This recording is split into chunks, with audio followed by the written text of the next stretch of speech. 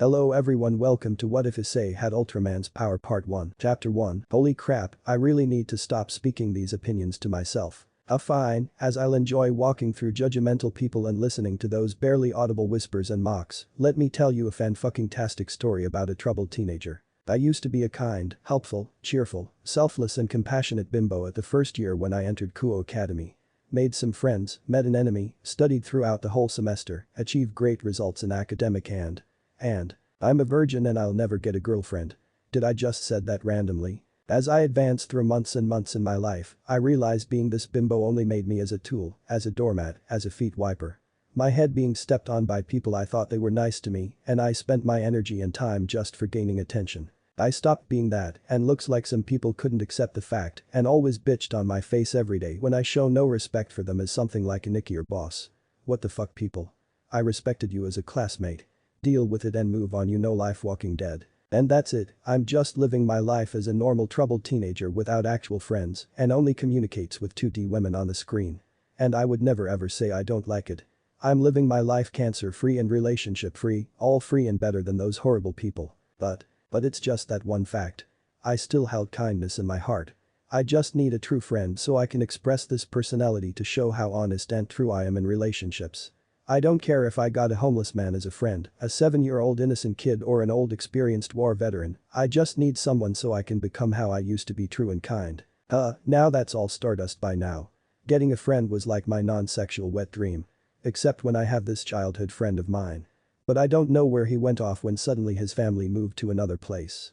Best friend indeed. As I walk out of the main front door of the school building, I took a 180-degree scan in front of me, detecting no more people inside, and then just kept on walking to the place that I wished to go and spend my recess time with it. But just when I stepped foot outside that I could get a good look at the school building, I saw her. Standing in front of the class window on the second floor, her black short hair tied into 2 pigtails, gently waves as the breeze flow through it, her petite body that could only allow me to see her upper body. I could see her, and she could even see me. Our eyes both met each other for a brief moment. And of course, my life is not a romance and the girl averted her gaze immediately after she noticed me gawking at her.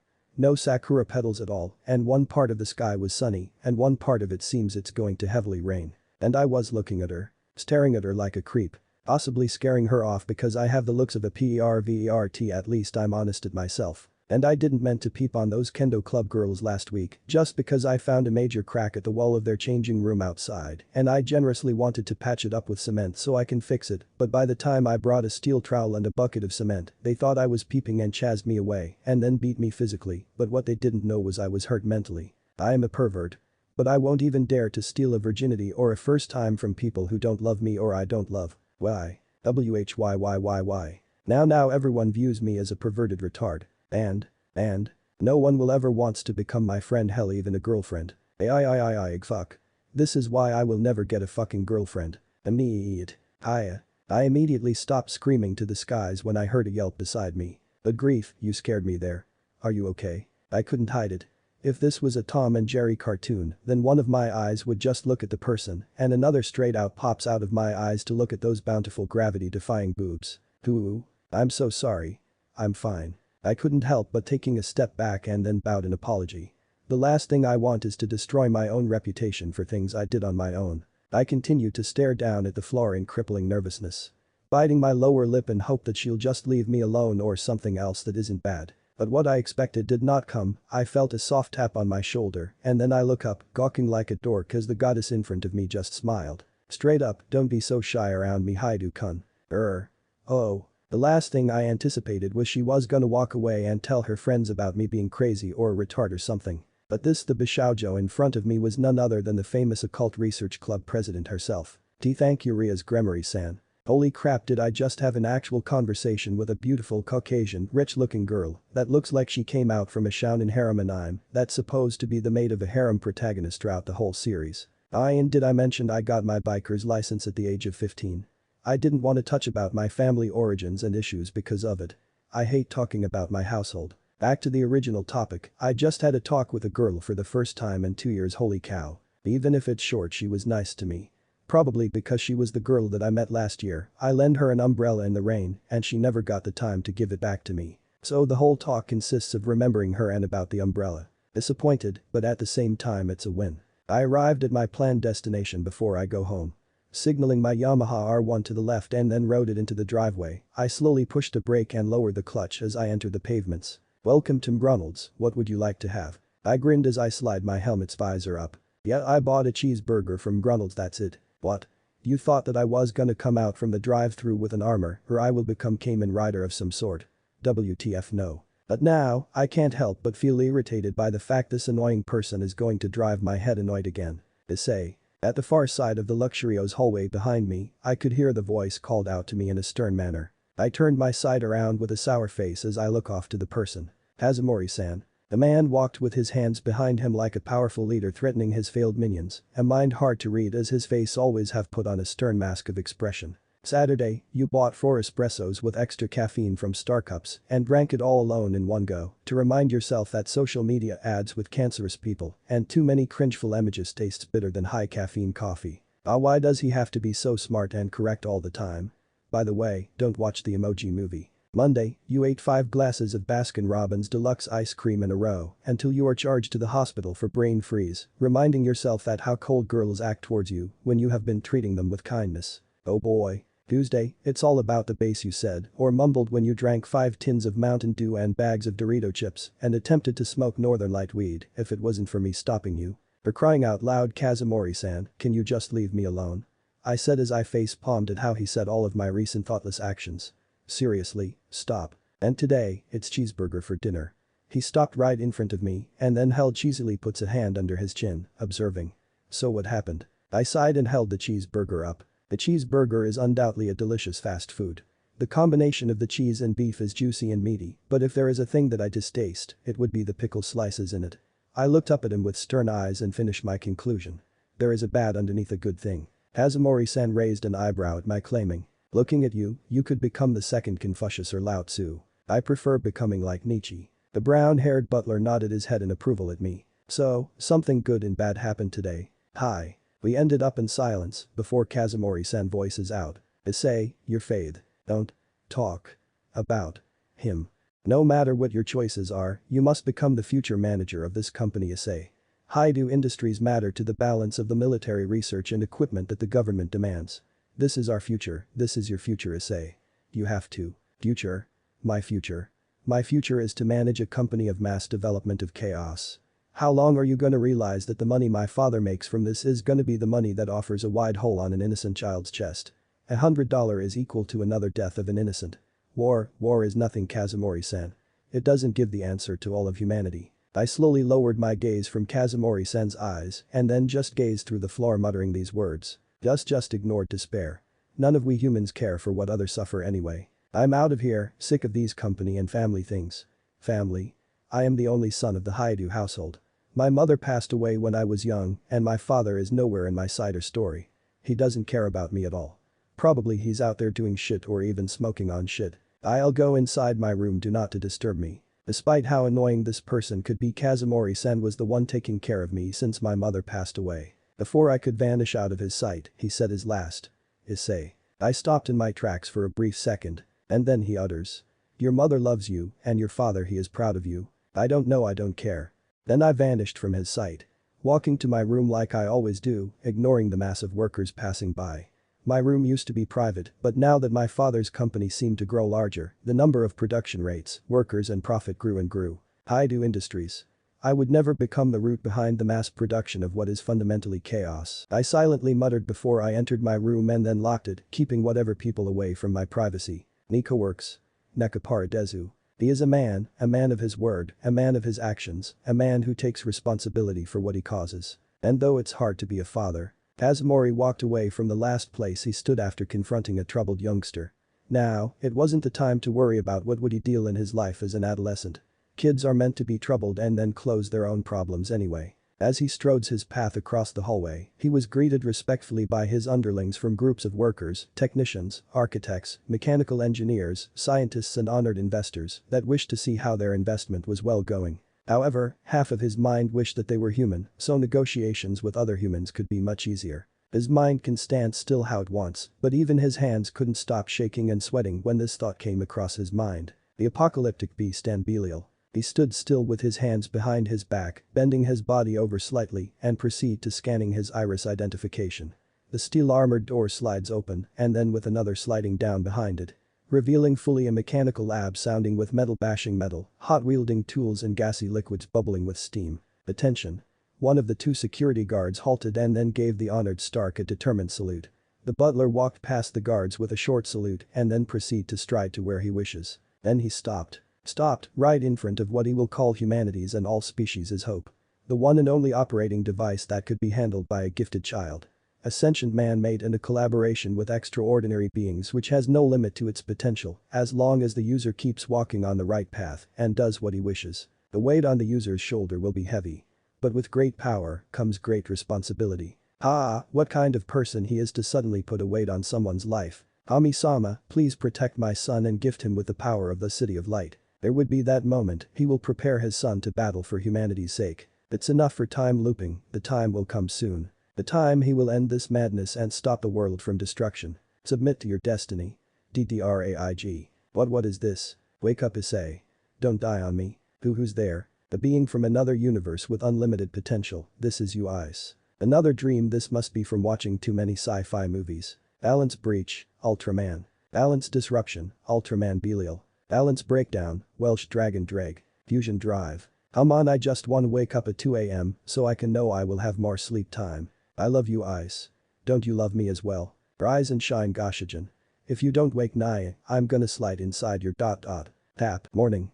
Thursday. May 17. Shit. I'm still alive. Hi to Issei. Moataku, metal fanatic and mecha enthusiast. And what's special, he's a pervert. And well aware of what he is doing with his humorously pathetic life. Holy shit, what was that dream?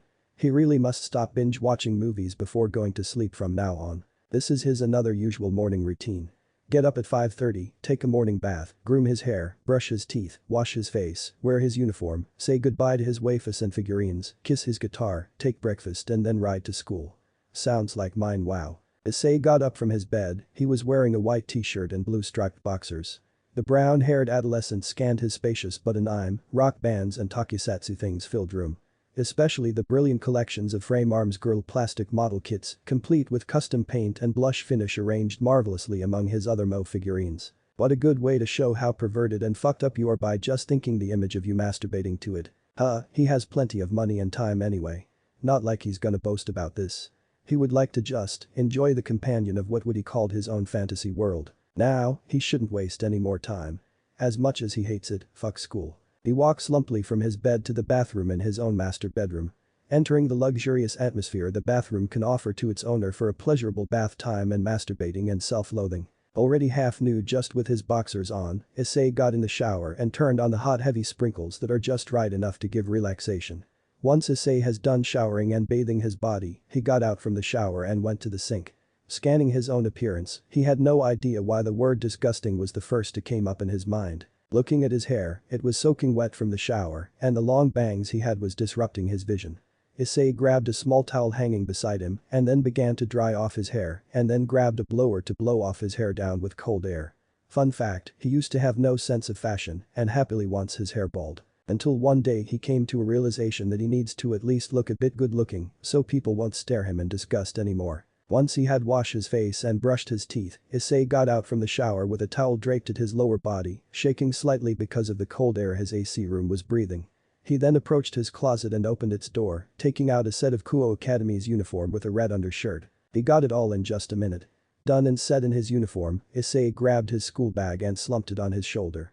Before exiting his room, Issei took a last look at his own world and then closed the iron door with a soft clank. Outside. It wasn't that hard, but the atmosphere of his home wouldn't be that pleasing if he was exiting from his home with a bunch of workers and engineers entering the main gate of the factory. The side in front of him was a full view of the waterfront, ships and boats honking for signals, the lighthouse still lighting up its beacon to guide ships to the harbor, and the loud bustling trucks driving to their respective destinations. And to describe another thing about this factory, it is well guarded by security of the self-defense organization. Issei walked out from the entrance and then approached his private garage located beside the guardhouse. And then he came out from the garage riding his usual Yamaha R1 wearing a helmet, accessories and a black bomber jacket with black gloves. Well, more like riding out with swag if he was the one to say it. He got his own license at FIFTE and illegally, now he is 17, he could just give a fuck to the police. Entering the second gear, Issei accelerated his bike out from the main gate with a loud rocketing roar, alarming people that think whoever just rode that bike is an asshole. In his fifth gear, Issei was on high speed at the highway. If there is a list for things he likes, speed was on his fifth. The vibration on his butt, the tunnel effect on his vision, the blaring roar of the custom exhaust and the G-pressure from the speed, it was like marijuana to him. He shouldn't go on full speed, but he forgot he shouldn't. How unfortunate as the trip from his residence to school only took 10 minutes with the speed he was on. At the school gate, Issei parked his bike at the parking lot. Ignoring the groups of people that he would call failures, mocking Issei just because he rides a superbike to school. Great, as years and ages advance, now people are calling good people what essentially is the opposite of it. Are we walking back to where humanity began? From ape to human to demons? Issei he didn't like it at once. At all. He just stepped foot into the school and the next thing he knew was pairs of eyes. Looking at him staring, glaring, mocking and judging. Issei wouldn't blame it on them, he knew he was the one to fuck himself up. Issei walked without any care about the people around him, entering the school building and then moved to his shoe locker. Once he already replaced his shoes and stuffing his gloves and jacket inside the locker. Issei went off when suddenly, his eyes caught sight of a girl in her second year peeking on him. She had brown tea hair with light brown eyes. She has a petite figure and it was hard to decide if she can be categorized as a loli or a schoolgirl. The girl quickly noticed her disguise was found out and immediately ran off flustered. What's with that girl, is she looking at someone else? Issei narrowed his eyes and nervously turned back at where the girl could possibly look at. Another moment where he would call his own phenomena. Because it rarely happens. Oh well, not like this matter is going to stick in his head forever. Issei then went off to his class in the third floor. The brown-haired guy slumped his head on the desk before placing his arms around it and he began to wonder in his own thought while waiting for homeroom to begin. At least they had this cold air blowing so it wouldn't be sweaty and hot in this class. But goddamn, there were classmates having conversations and gossiping about these days scandal and people. He wished that he can create a device that can make people just shut the fuck up or a machine that can shove people's opinions in their own goddamn rectum. Boy, wasn't sleeping the best solution to fade away all those voices, to forget what matters and let time skip to let his day become really short. Until he felt something being thrown at him. It was a scrunched up paper and Issei knew it and who did it. It's just, trying to rise up and be brave wasn't the best idea to him. He tried to ignore it and then back to drifting in his own dream. But then, the second came. And then the third. The fourth. Issei quickly rose up from his chair and turned around to his back with a fierce hot glare on his face. There were multiple delinquents gathering at the back of the class, smirking and laughing at him with their eyes full of evil and satisfaction of successfully trolling their victim. You threw those papers at me, did you? Glaring off to one of the delinquents, Issei shot his index finger at a guy who had bleached hair and the body of a rugby player. In fact, he was thrice bulkier than Issei. It took some balls for Issei to do it, but Issei was no scaredy cat when someone interrupts him. What are you, nuts? Fix your own brain first and then come back to see me so I can beat you up. The bitch bully freely said. Until he notices Issei was still glaring at him with full of hate, he got up from his seat and then rose up his chest, along with his loyal minions behind him. You wanna pick a fight, kiddo? Come on, let's go to the gym behind so we can see who's stronger, punk. Come, let's play tough, baby. Issei knew they were just some bunch of kids proclaiming themselves as an affiliation with a gang. But in these situations, where Detroit vs everybody, he knows when to surrender and when to fight back with his spicy sarcasm. As how much does he hate it, Issei shuts his mouth and then sat back on his chair. Forgetting the bullies who tried to start a fight, Issei was on his own. For crying out loud, his heart was beating like shit when they got up and provoking him. But Issei truly doesn't want to start a fight. When homeroom began, it was maths. At once, Issei have never liked the idea of learning maths nor learning maths with a teacher. Nor learning maths while he sat just in front with a bully behind him. Hey. Issei swung his back around to see quietly face the retard behind him. With a casual manner, the delinquent orders, lend me your correction tape. Not wanting to argue or reply, Issei passed him his correction tape and then returned to his own business. A couple of moments later, Issei was awakened with a sudden projectile thrown on his desk. When Issei got a closer look at it, it was his correction tape, empty and broken. Issei then heard multiple silent giggles behind him. It was obvious to him, this was another form of bullying that Issei could handle, but couldn't cope with it because the feeling of his own dignity crumbling apart. Issei knew they would always do things that can trigger Issei's nerves, but the boy let his guard down, and then boom, he just got been played again. Classes and classes ended. And it was now lunch hour. Despite Issei's hate against the people around him, his stomach was rapping hungry over and over since the last class. Mighting up his gut and for the sake of food, the untitled brown-haired guy got up from his chair and began to head the class's exit. Where those teams are hanging with the guys from other classes. Issei has two options he made and will struggle to choose forever, even though outside it was only seconds passing. 1. Exit from the back door where those bastards are hanging. Result, get out immediately without them being suspicious at you. Consequences, may get pushed over and they'll use the word accident as another ridiculous excuse. 2. Exit from the second door where there are no people.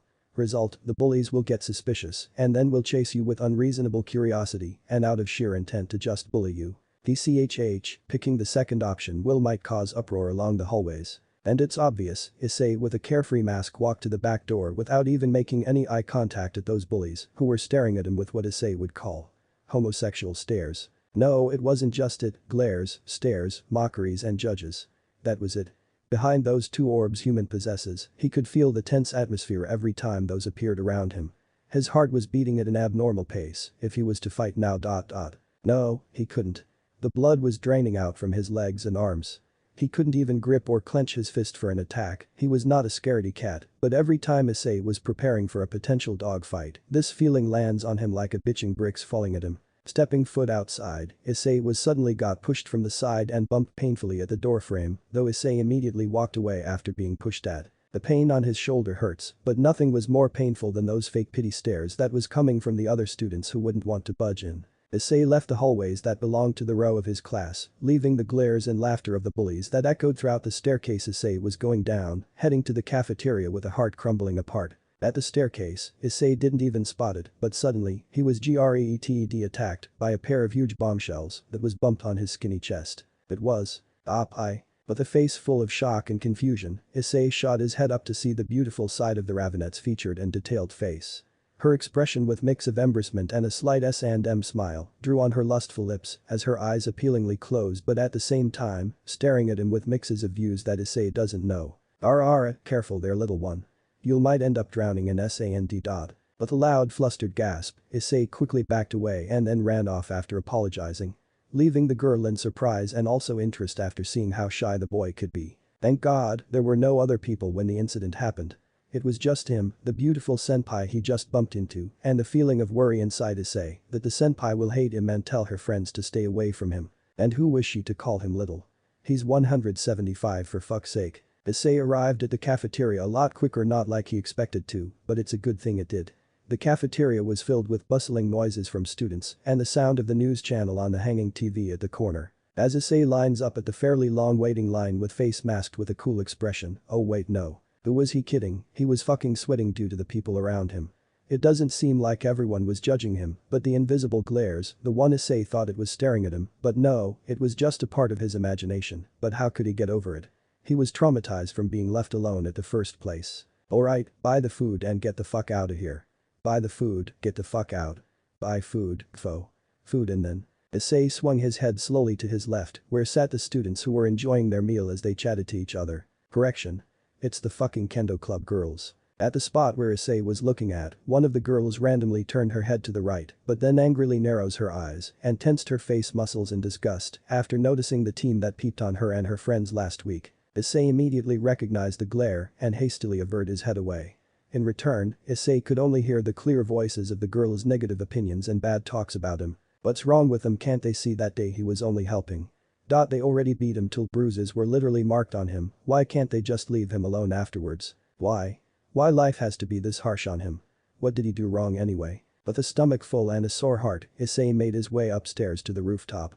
There was half an hour before homeroom begins, so of course being the definition of Deus Ex Vagina I mean God of Time Deus Ex Machina that I just made up, Issei would want to spend his precious time really good. But thinking and self-judging.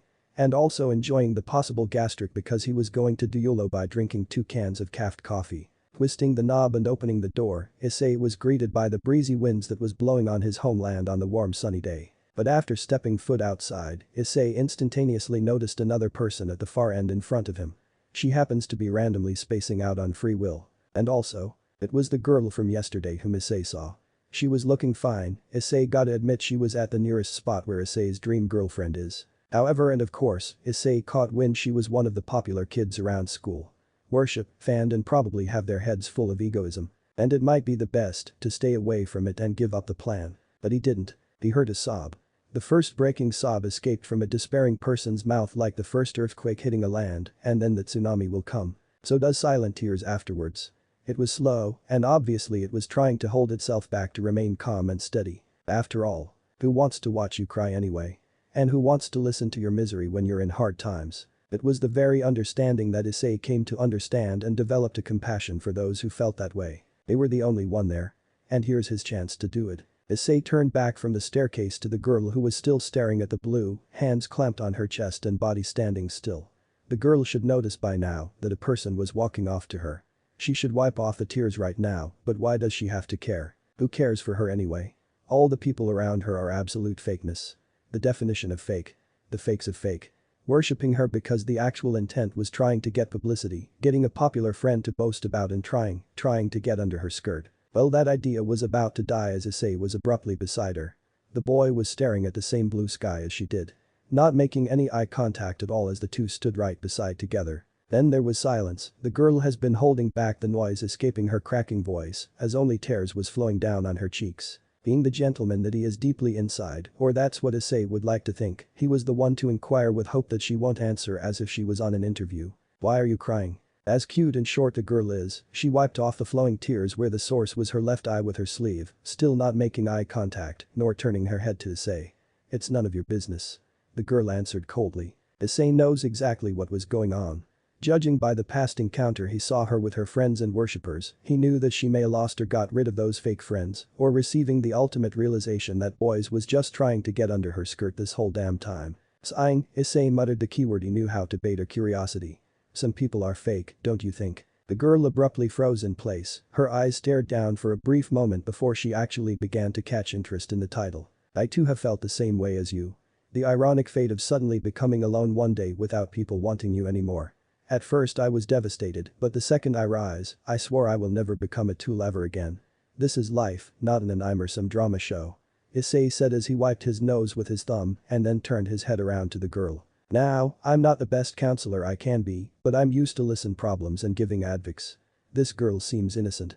Issei paused for a moment as he dug his hand under his blazer, taking out a can of coffee to be offered. Here, drink this. If you're ready, I would gladly hear to what you have to blurt out. Issei said with a non-creepy smile on his face, offering the coffee in his hand to the girl. Surprisingly, to Issei, the girl momentarily stared at his face before hesitatingly taking the coffee with a small thanks. From her. Opening the coffee with a silent hiss and then taking a sip from it, the girl stared down with consideration scribbling all over her face. Should she trust him? No, as how nice does he sounds, this guy might be one of the people who only desired for her beauty and appearance. But then, it was worth to relieve the burden from her shoulders if she gets to let everything out. It was the first time Issei seen her this cold and lonely. Usually, Issei saw her as the most bubbly and cheerful around her friends. But it seems, things are different after the tables were turned anyway. Issei too, took out his own coffee, opening it up and taking a long sip from it before returning to whine out at the blue. Ah no, Issei was alarmed at the sudden call the girl made. He remained cool as he turns his head to the girl, who was cutely holding the can with her two midget Y hands. "And can I trust you?" The girl muttered, her pink-red eyes darting at Issei's with obvious glimpse of hope written in her eyes. And then he answered. "If you choose to, then you can." He smiled. Smiled. Not the smile the girl was expecting for. It was godly different than the smile she has ever seen in her whole life.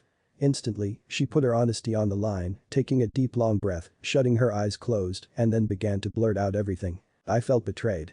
Today, I was left behind by all of my friends that I thought I could rely on, but I was dead wrong when they all said bad things about me and left me all on my own. And then I came to a realization that everybody just sees me as a person not worth considering as a friend, they just saw me as a tool and someone meant to be toyed." She paused for a moment, she sobbed under her breath as she wiped another one of her tears that escaped her eyes. "I don't want to become like that. What have I ever done to receive this kind of treatment? All I have wanted was to achieve my dream and to have friends. Living a life happily as a youth." Issei blinked strangely. This is the first time Issei met a person who has experienced the same misery as his. The story the girl told was almost the exact copy of Issei's own. To even begin with, Issei coped with it quite well on his own. But since this is the first time he would actually advise Somone with a good manner, he didn't know what to tell her to do. But instead, it's best to tell her that someone has been living his life more miserable than hers. Because at least this time, someone was there to take her hand and pull her up. "If you think yours is more screwed up, you should listen to mine."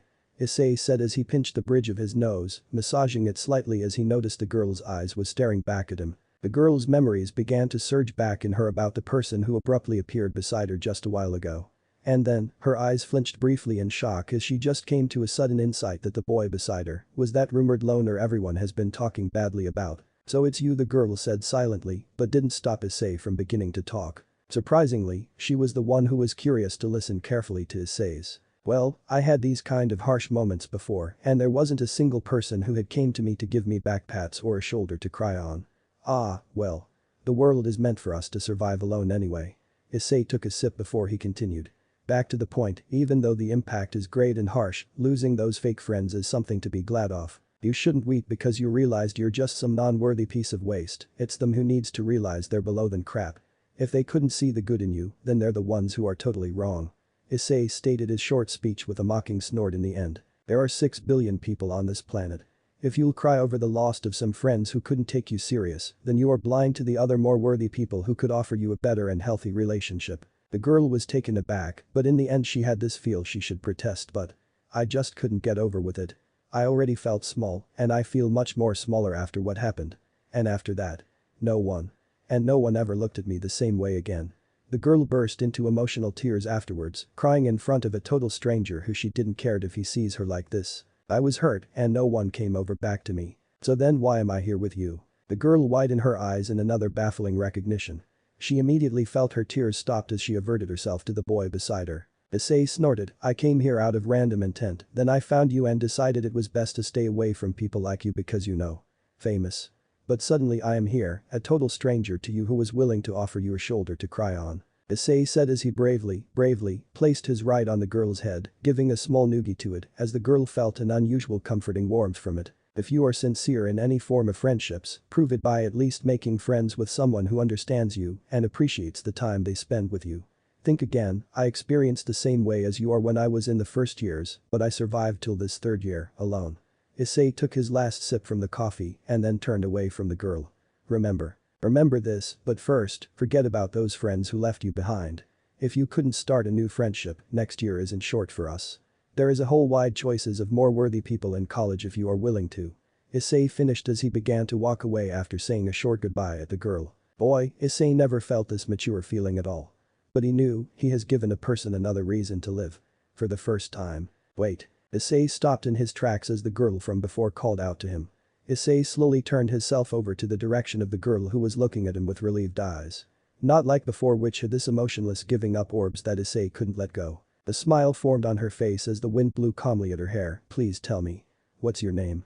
She pleaded with her hands braced on her chest and legs closed tightly as she waited for Issei's response. Issei gently let his lips form a smile on his face. "Hi do Issei." The lowly brunette straightaway formed a happy expression on her face, amazingly even after Issei knew how she felt during her sudden breakdown. But the one Issei expected but was shocked to hear was, my name is Niko Yazawa.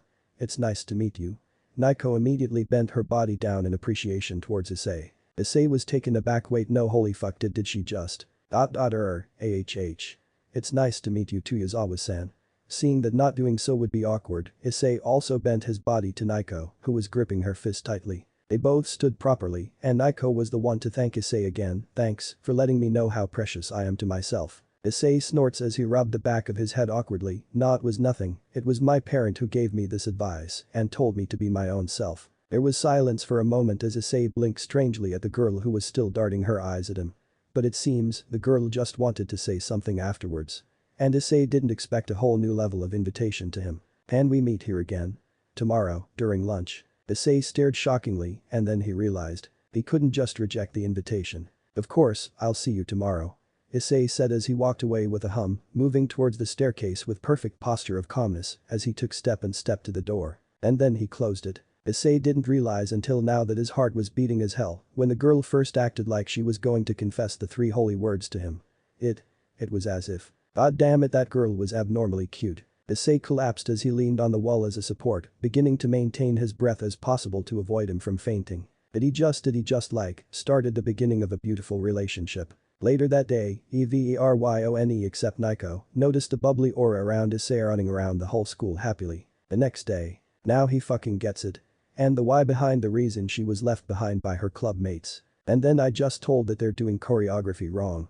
Some of them are not. To begin with, do not even start the topic when Issei came here like they promised, and suddenly the girl out of nowhere jumped in like a ninja and said Niko Niko Nai at him. So basically, she really did got left behind by those fake friends of hers, but he didn't expect it to hear that she also lost her club members that day. Then, Issei came to hear that she, the girl, Niko created an idol club by herself and some recruited members. However, the reason why her clubmates left the club was Niko's setting and preference was too damn high. Of course no one would enjoy the idea of being controlled and told to what to do to yourself. Moo. Niko never felt so angry that day. Niko eventually chased him a way out. What a bunch of failures. Then one of them sigh. Boy, she recovered quickly. As much as how Issei pities her because the loss of her friends, he pities her much more because of being this abrasive, at least in a way, because she was new to this. One by one of her team members gave up on her because Niko's goal to become an idol was too much for them and they couldn't keep up with her skills. Did he made the right choice? Or he picked the wrong person? Though if Issei is going to start a friendship between her, then he has to stick with her for a while. She may look innocent, and he was going to be honest here, some part of her was actually shit, Issei's gotta admit it. And also, she's still innocent. She's loud, way too bubbly, abrasive, a bit autistic and childish. And that's cute because her alternate part was more caring, kind, lovely and a heartwarmer. At least she's way more different than those girls who fake their friendship. She deserved people better than them. Hey Ice. Are you listening? Yeah. Niko narrowed her eyes as she puffed out her pinkish cheeks. Niko can't believe you're the same person who Niko saw yesterday. Issei raised a brow at the claiming. And why would that be? The brunette TSKK''D. Because the one Niko met yesterday came to her like a noble knight. Coming to me like Niko was a princess destined to be saved to claim the title and honor the knight dreamt. Wait, she saw him in that way? That's sweet of you. No one ever said something like that to me. Issei blushed as he scratched his cheek in embarrassment. Nope, now that's all destroyed when I knew you weren't paying attention to me. DRRRGGHHH, this girl. A demo. I shouldn't be playing around for a moment right now. Niko should start recruiting members or Niko would never achieve her dream to become an idol. The lowly brunette gripped her cheeks as she freaked out her brains when the blood begins to drain out from her head. Speaking about her dream to become an idol. She ain't gonna reach it if she keep rolling her way like this. I'll be honest here, you're not going anywhere if you keep your bars that high. Did Issei just directly blurted that out? She was already loud and she became louder when Issei voiced out his honesty. Onani. Issei began to talk as he facepalmed, letting a small gap between his finger so his left eye wasn't obscuring his vision of Niko. Look, first of all, you need to stop forcing people to their limits. People are not machines, you shouldn't tell them to become who they are not. Ah. It hit Niko like 1,000 red bricks falling on her. If that wasn't enough, trust me, I'm an engineer and gray bricks way heavier than red bricks. Then, stop acting really autistic. Childish is okay, but people aren't going to take you serious if you act really weird around. Ja. Then it comes, gray bricks. Tons of them. Lastly, take real serious of it. Stating verbally isn't going to prove that you really want to become an idol. Weirdly, Niko didn't mind a brick wall that said, despair falling on her. Until now, Issei just noticed what he said was terrible as Niko was lying slumply on the ground as if she gave up the burden on her shoulders. But. I don't mean you're bad or some sort. It's just you need some fixing here and there to improve yourself. You're already almost a perfect and have the potential of becoming a great idol, so it wouldn't be impossible to achieve your dream to become an idol. Really? Abruptly, Niko returned to her normal self from the compliment Issei gave. To be honest. You're cute, beautiful and delightful. You also have the charms and spirits to become a fantastic idol. So Issei stopped mid-tracks when he noticed Niko was rather sitting with a cute posture as she looked down at the floor with her bangs obscuring her eyes. Issei was beginning to freak out at first, but looks like someone's playing erotic when Niko rose her head up with her face full of ecstasy and rosy hazes as her heart-shaped eyes darted endlessly at the madly blushing Issei. Why and so that's how you look at me as Issei. If you keep staring at me like that, Niko is gonna. BONGGG. As smoke rapidly hissed out from the place where Issei karate chopped on Niko's head. Oh wait, Issei's scream speaks for itself. Ooh. Issei took his own right hand and hastily blew it as pain keeps stinging on what possibly is his torn muscle finger. They really didn't call you thick-skulled for nothing. Ouch ouch ouch ouch. Mew, what was that for? Even though it doesn't hurt, it's still rude to hit a girl like that. Don't you know ladies are the most fragile beings men has to take knowledge of?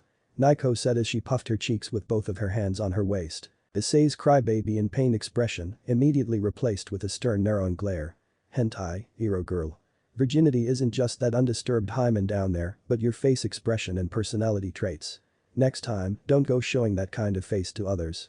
If it wasn't me, you're already raped at this point. Niko hummed as she considered the powerful advice you're right, and actually do I look weird somewhere? She continuously hummed as she observed some parts of her body. You look fine, except for the thick skull you got there. No. Like, maybe my chest is too small. Maybe my butt is too flat. Niko said as she kept observing her body and once unnoticingly wiggled her pancake butt. Little does she know Issei was hiding his little inner. Erg, for crying out loud, Issei never had a little sister before, but he knew that girls these days need to take care of their own body from men's lingering eyes. For God's sake, it's an orit for a reason. Issei thought as he pinched the bridge of his nose. Look Niko, sometimes the beauty you have, the seduction traits you possess, and the cuteness you pride of doesn't matter. All that matters is how the inside is beautiful. Issei somehow felt really like punching himself for saying that. He's such a hypocrite. Besides that, you must take care your image and body from the eyes of men. Don't make yourself be that cheap jewel in a $2 store, become that expensive and rare gem that people need to sweat and bleed for to get it. Issei resolved his advice with a snort. Besides, most men wants the original these days. Not second hands. Wait a minute, you're just playing nice and around me, am I right? Niko began to tap her foot repeatedly as she crossed her arms under her flat as pancake flat chest. Issei raised a brow. Well, if that's what you'd like to object, then I'm glad I could be your Ani-chan. Oh, and Nai-san sounds like a car. I don't really like it. An Ani-chan only wanting to keep his Amato for himself, but I actually like the idea of it. You can take care of me, wash my clothes for me, carry my bags for me, cook for me, become my slave and that's not gonna happen. Take care of Yarulf, you're entering the door to adulthood for freak's sake. Issei twitched his mouth into a threatening grin. DCHH, spoiler. And all I ever wanted was a big brother. But looks like I took the role as an Wani-chan. Niko said as she moved to where Issei was and sat beside him, taking the side of the blue sky afterwards. Issei turned his gaze to the girl beside him. Taking a sudden interest at the sudden topic about the Wani-chan thing. Since, they haven't known each other's family background yet. Right, the big sister. Issei stared weirdly at the self-proclaimed idol with a shit-eating grin. You? He snorted again. Are you kidding me? Issei was stopped from further questions as Niko pressed her index finger on Issei's rather sarcastic fat mouth. I know, it's hard to believe since I look too young to be 17. Quite harsh, Issei had to admit it. But, in the other side, that's just another of her charms. Seriously, how did our talk even get here? Niko questioned as she pulled away her finger from Issei. Or is it just me? Seemingly that the question is so new to him, Issei didn't know at all. I don't know Niko-san, I never had talked to someone for this long. It's a matter that Niko couldn't afford to not respond. Since, it's so pitying that Issei had survived till his third year all alone, despite the nice traits he has that people around him hadn't dig out. Though of course, someone just experienced the same ironic fate as well, at least you weren't surrounded by a bunch of two-faces before. She said dryly, even purposely said it, oh wait, we did. A smile twitched on her face. Yeah, they both said as they stared into the same endless sky.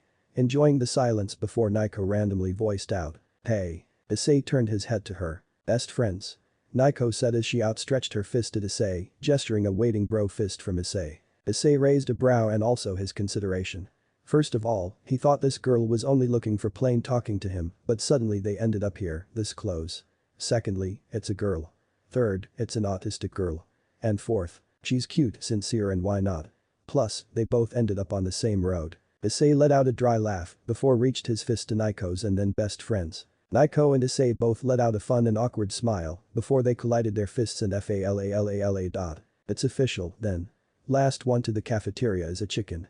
And the girl began to release her real funny nature. Thousands of years ago. Unknown. Unknown. From light comes darkness, from darkness comes light.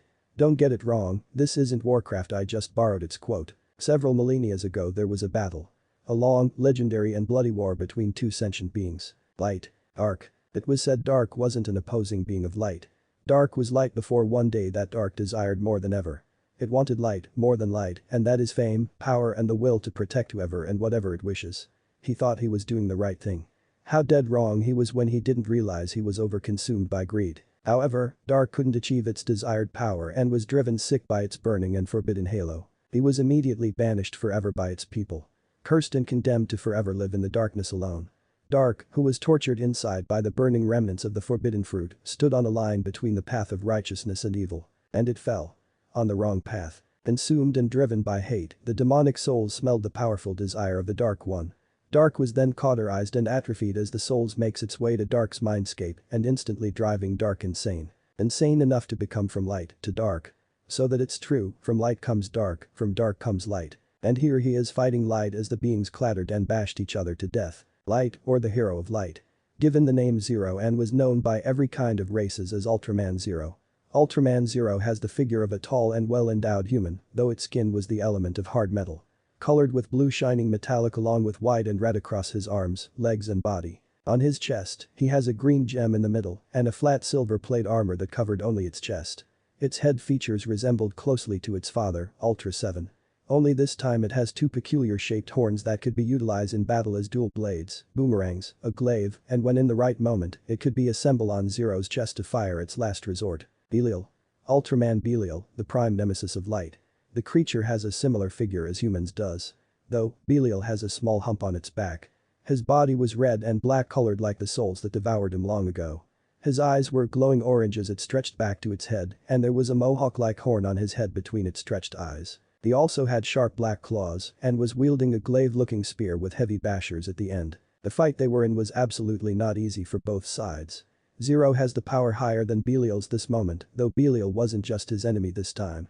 It was the ticking clock he has to fight, as his aim was to stop another on of Belial's schemes of destroying this universe. Belial was overpowered, and the only thing that made him survive was this Giga Battleanizer, which contains no monsters he once had. Though, his aim would be keeping Zero busy and away from his scheme that was counting down and is finally near to its finish. Up in the sky, they were fighting. Below them was Japan burning and there were explosions happening here and there. And weirdly, as the two fight, they swear they are hearing some kind of cinematic song playing somewhere. The two was hovering in the smoky red skies, glaring each other from their distance and was breathing heavily, even though we know the silly fact that Ultramen and Ultra women don't need to breath at least in their true form. Zero in an instant dashed towards the still Belial with amazing speed, aiming its fiery right leg for a spinning kick on Belial. The kick connected on Belial's glaive as a shield. Then the two began to exchange furious amounts of punches, hooks, jabs, blocks and kicks as their war cries shook the whole sky they were in. Then, Zero's kick to the nut exactly crashed the spot and Belial grunted as he was flung away across the smoky skies. The Dark One immediately got into its stance and swung his vision on Zero, only to find the blue warrior missing within its sight. Then in swift, self-instincted motion, Belial swung his body around and backed off as two glimpses of shining silver afterimages flashed before his very eyes, luckily evading what seems to be Zero's signature move, the Zero Sluggers inherited by his legendary father. Belial, in a mad sensation of ferocity and frustration, turned his body around and gunned his eye towards a blue figure hovering a few meters above him as the two sluggers returned sharply on his head to where it is kept. Groaning with frustration and impatient, Belial aimed the glaive's end towards Zero and fired a thunderous beam, roaring its way to Zero in a zigzag motion to obliterate whatever stood motionless in its path. Zero gasped and gracefully evaded the ray by moving to the side, though when Belial knew the hit would miss, the dark half-Ultraman half-kaiju continues to rain its fiery light of devastating beams. Zero kept on evading it with his swift flying dashes and was getting closer and closer towards Belial, and until the distance was right, Zero jerked his left arm backwards and his right arm crossed on his chest, firing a green beam of laser from the small gem on his forehead that caused Belial to be pushed away downwards towards the surface as Zero continuously fired his lamp beam.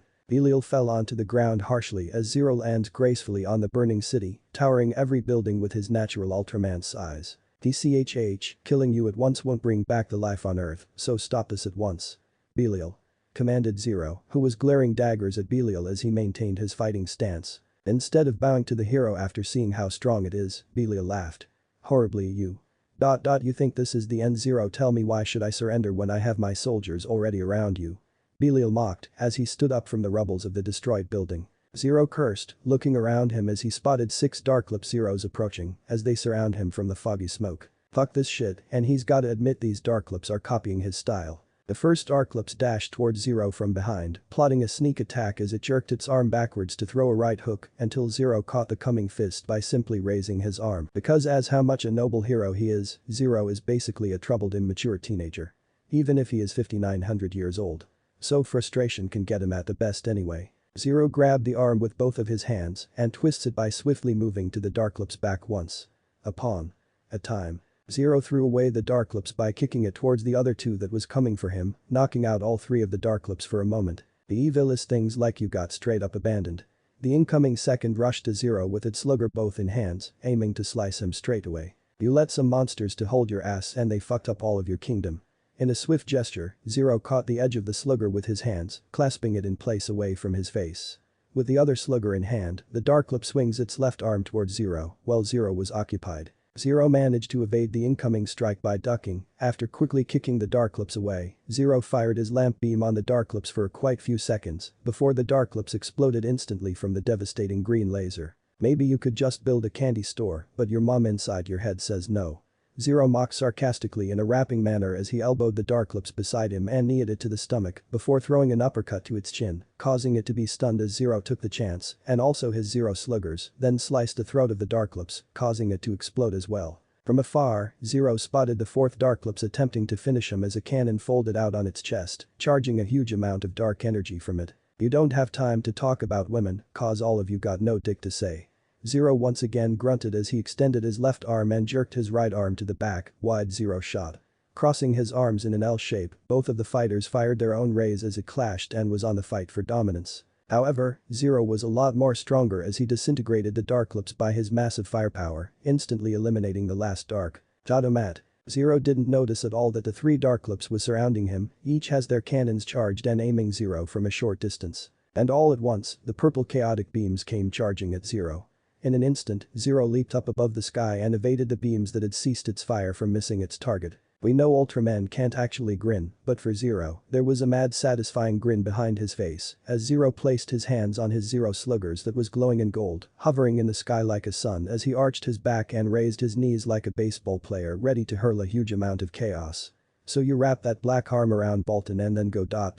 And Zero is not happy with how the Darklips keep messing with his handsome face.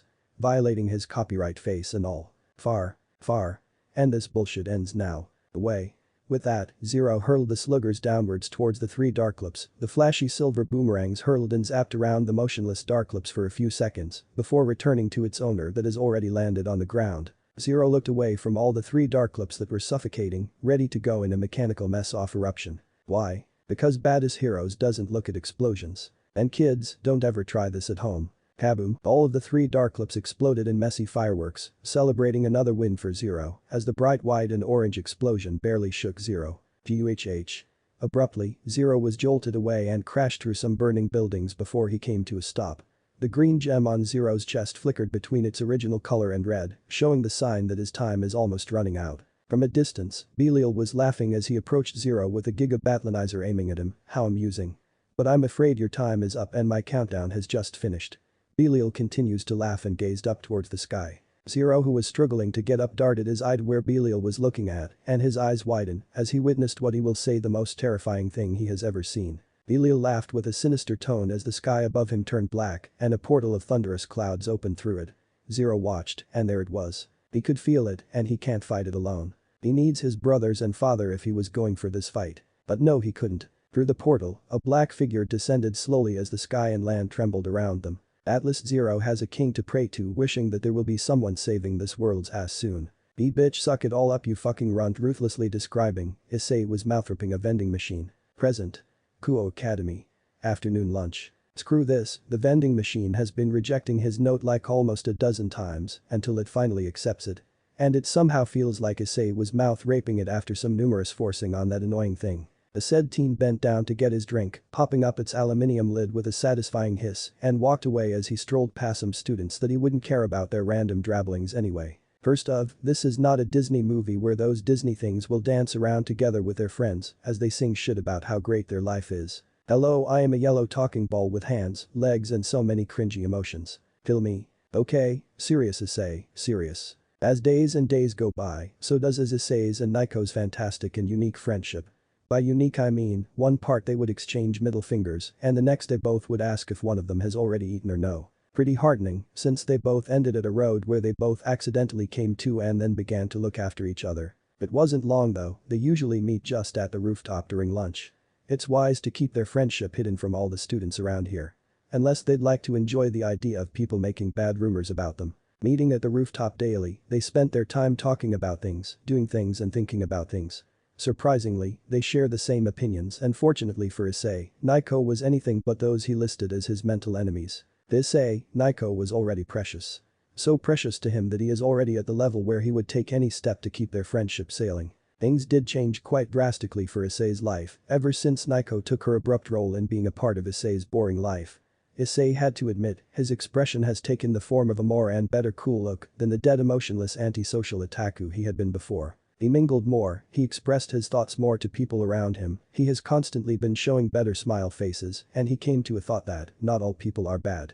Issei has to thank Niko for everything that changed in him, even though the friendship was mutual at the beginning, it turns out very well, and the two became more friendly and open to each other every time they meet on the roof. And the food that she cooked, dear God, he never felt more healed than ever every time he took a bite of Niko's delicious bento that was unbelievably made by her own two hands and sincere heart. Issei was never going to buy the bento at cafeteria again with Niko's handmade special bento around town. Though she does act rude sometimes, but he doesn't care even a bit because he knew Niko would alter her mood the second she would unleash a cutesy of sarcastic rage that would die down in seconds. Ice was important, she couldn't afford to lose Ice. However, despite the big chances Issei thought of them both being hooked up romantically to each other, no, he can't. Issei crushed the empty can after taking his last sip before hurling it to the dustbin, but sadly and shamefully because there was pretty much people around him, Issei missed the target and sighed, walking to his source of embarrassment and picking it up before finally throwing it into the dustbin like a normal person would. Issei began to walk away, in intent to head to his usual destination to kill time with an appointment of his. Sing Issei's favorite song from Skillet makes him happy, whatever. But Issei will never ever in any years would think about him being the perfect man for that girl. Even other girls. It's ironic since how Issei loves the 2D images of Nekopara or other animated girls stuck in his head. The quality man, it is said to be the dominant and responsible kind for the female race. One should take care, show affection, nurture, love and protect a female at all cost. Being the dominant on the female as well as show loyalty and love to each other. One should fail, both parties will fall apart and hearts will broken or even souls. If Issei was the one to play this game, he would just mess up a person's life. So the answer will be always no. He did said once that there are 6 billion people around the world and there are betters than him. And overthinking. Overthinking is the temporary condition when one dives in emotionally into his or her thoughts and reflects everything negative about oneself. Causing them to unconsciously feel depressed or the surging feeling of self-hatred because of the past mistake or present decisions that they regret of doing. Might not affect others, but would absolutely drop a bomb of emotional hatred when the overthinker breaks. Or that is how Issei would like to define it and he really should stop doing it. His real intentions is now Niko. No, not Niko, but how he would like to do a favor for her. He heard about all the drabbles of her wanting to become an idol, but he isn't sure if she could really achieve it all by herself in her condition right now at least. Okay, he has to admit it. His intention now almost sounds like a Disney character that would like to innocently correct things, but ended up fucking it all up.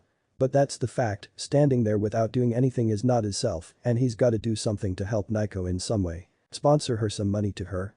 No. That will sound like Issei was expecting a host service from her. Writing lyrics and compose songs from her? Yeah, he can do that, he's talented in all sorts of band instruments. But hell, how would he know if she is a good singer anyway? Plus, it's a pop song, not some hard grunging metal or alternative rock of some sort. Wait, her aim was to create a group idol, so sponsoring, writing lyrics encompassing is a good idea in many ways. All thoughts about the idol thing vanished away when Issei froze in front of the door to the rooftop. Just when he was going to twist the knob, he heard a conversation. Issei's mind went on as well, all with his senses, in an instant, he could analyze the situation like any human could. 2 different parties, 1 speaker and 7 receivers. The speaker was Niko and obviously, her tone was pleading and shaking. The 7 sounds like nothing, they were group of females that wasn't a possible threat. Issei slowly twisted the knob, opening the door ajar slightly to stick his head out. And there, he spotted it as 9 o'clock and he could hear them clearly now. But we agreed. You said that I only have to spend a week around him and then all of you will rejoin my club. Niko said in frustration, arguing to the 7 females present in front of her. Issei spontaneously froze, feeling a cold spike of ice approaching his chest when Niko mentioned the word him might be Issei himself. The girl in the middle of the group, who was clearly the leader of the group, spoke up loudly with a grin on her face. No, I said that you will stick around with him and fake the friendship you have with him. Not actually befriending with him. Yeah? Prove that you don't like that sick bastard. Prove it. Where is your dignity? Don't you remember that guy is just a perverted loser? The uproar from the opposite group continued as Niko was tensing up, clenching her fist, while Issei was still frozen there as he awaited for Niko's answer. Shut up. The noise broke. Niko stood still as the group looked at her shockingly, as well as Issei, who has mind filled with so many questions. Like, could it be true that their friendship was fake and Niko was acting the whole time, or did she really meant everything good she has said to him? All of you, she grimaced before raising her head up with a shit-eating grin written on her face. All of you are silly retards. Why do you think that I'd ever gonna get hooked with that loser anyway? Her gaze was cold, as if she didn't care about the person anymore. The group looked odd and unconvinced with what Niko said there for a moment until they seemingly have approval on their faces as they smiled. Good, then we'll drop by your clubroom tomorrow, and also ... The leader paused as she stared at the figure who was far behind Niko. As it has been suspiciously long for someone to stare what is behind her. Niko turned her back around only to meet the gaze of the person she acted beside all along. Issei was heartbroken, he froze in place as she stared at Niko with grief and sadness. Though, he didn't need anyone's pity at all. Niko returned her own unfriendly gaze towards Issei, saying nothing as her cold and heartless gaze spiked through Issei like a cold blade. Niko averted her look away from Issei, trying to act she doesn't care about him at all, as she led her new team towards the stairways, ignoring the random person they perceived, as both parties said nothing at all. Niko didn't set her eyes on Issei at all, instead the group walked into the flight of staircase and left a baffled Issei alone on his own. The door shut silently. And so does Issei's mouth. All of this was predicted by Issei all along, of course. She didn't appear randomly in Issei's life without her wanting something. Humans are all the same anyway. Issei didn't mind, though. If anything, he was the one who was so foolish at the first place. Issei moved towards the railing, staring down at the ground below as his mind was filled with random thoughts about what just happened. He chuckled silently. So what he is going to get tonight? Maybe some random cuisine or anything, maybe just finally enjoy a dinner with Kazumori-san or the people he knew at the factory. Wait, or maybe he could drink poison. Liquid mercury? Probably. How about bleach? That's a good idea. Suddenly, he felt something warm escaping his left eye.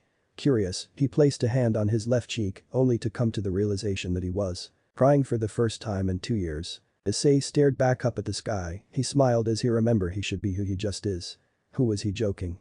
He still wants to live and complete every Ages he hasn't played yet. The heart was broken that day. A fake friendship sank down to the sea and a fake pal was chased away. It's agonizing, but for Issei, he kept on moving towards life. Things happened at school weirdly for that boy.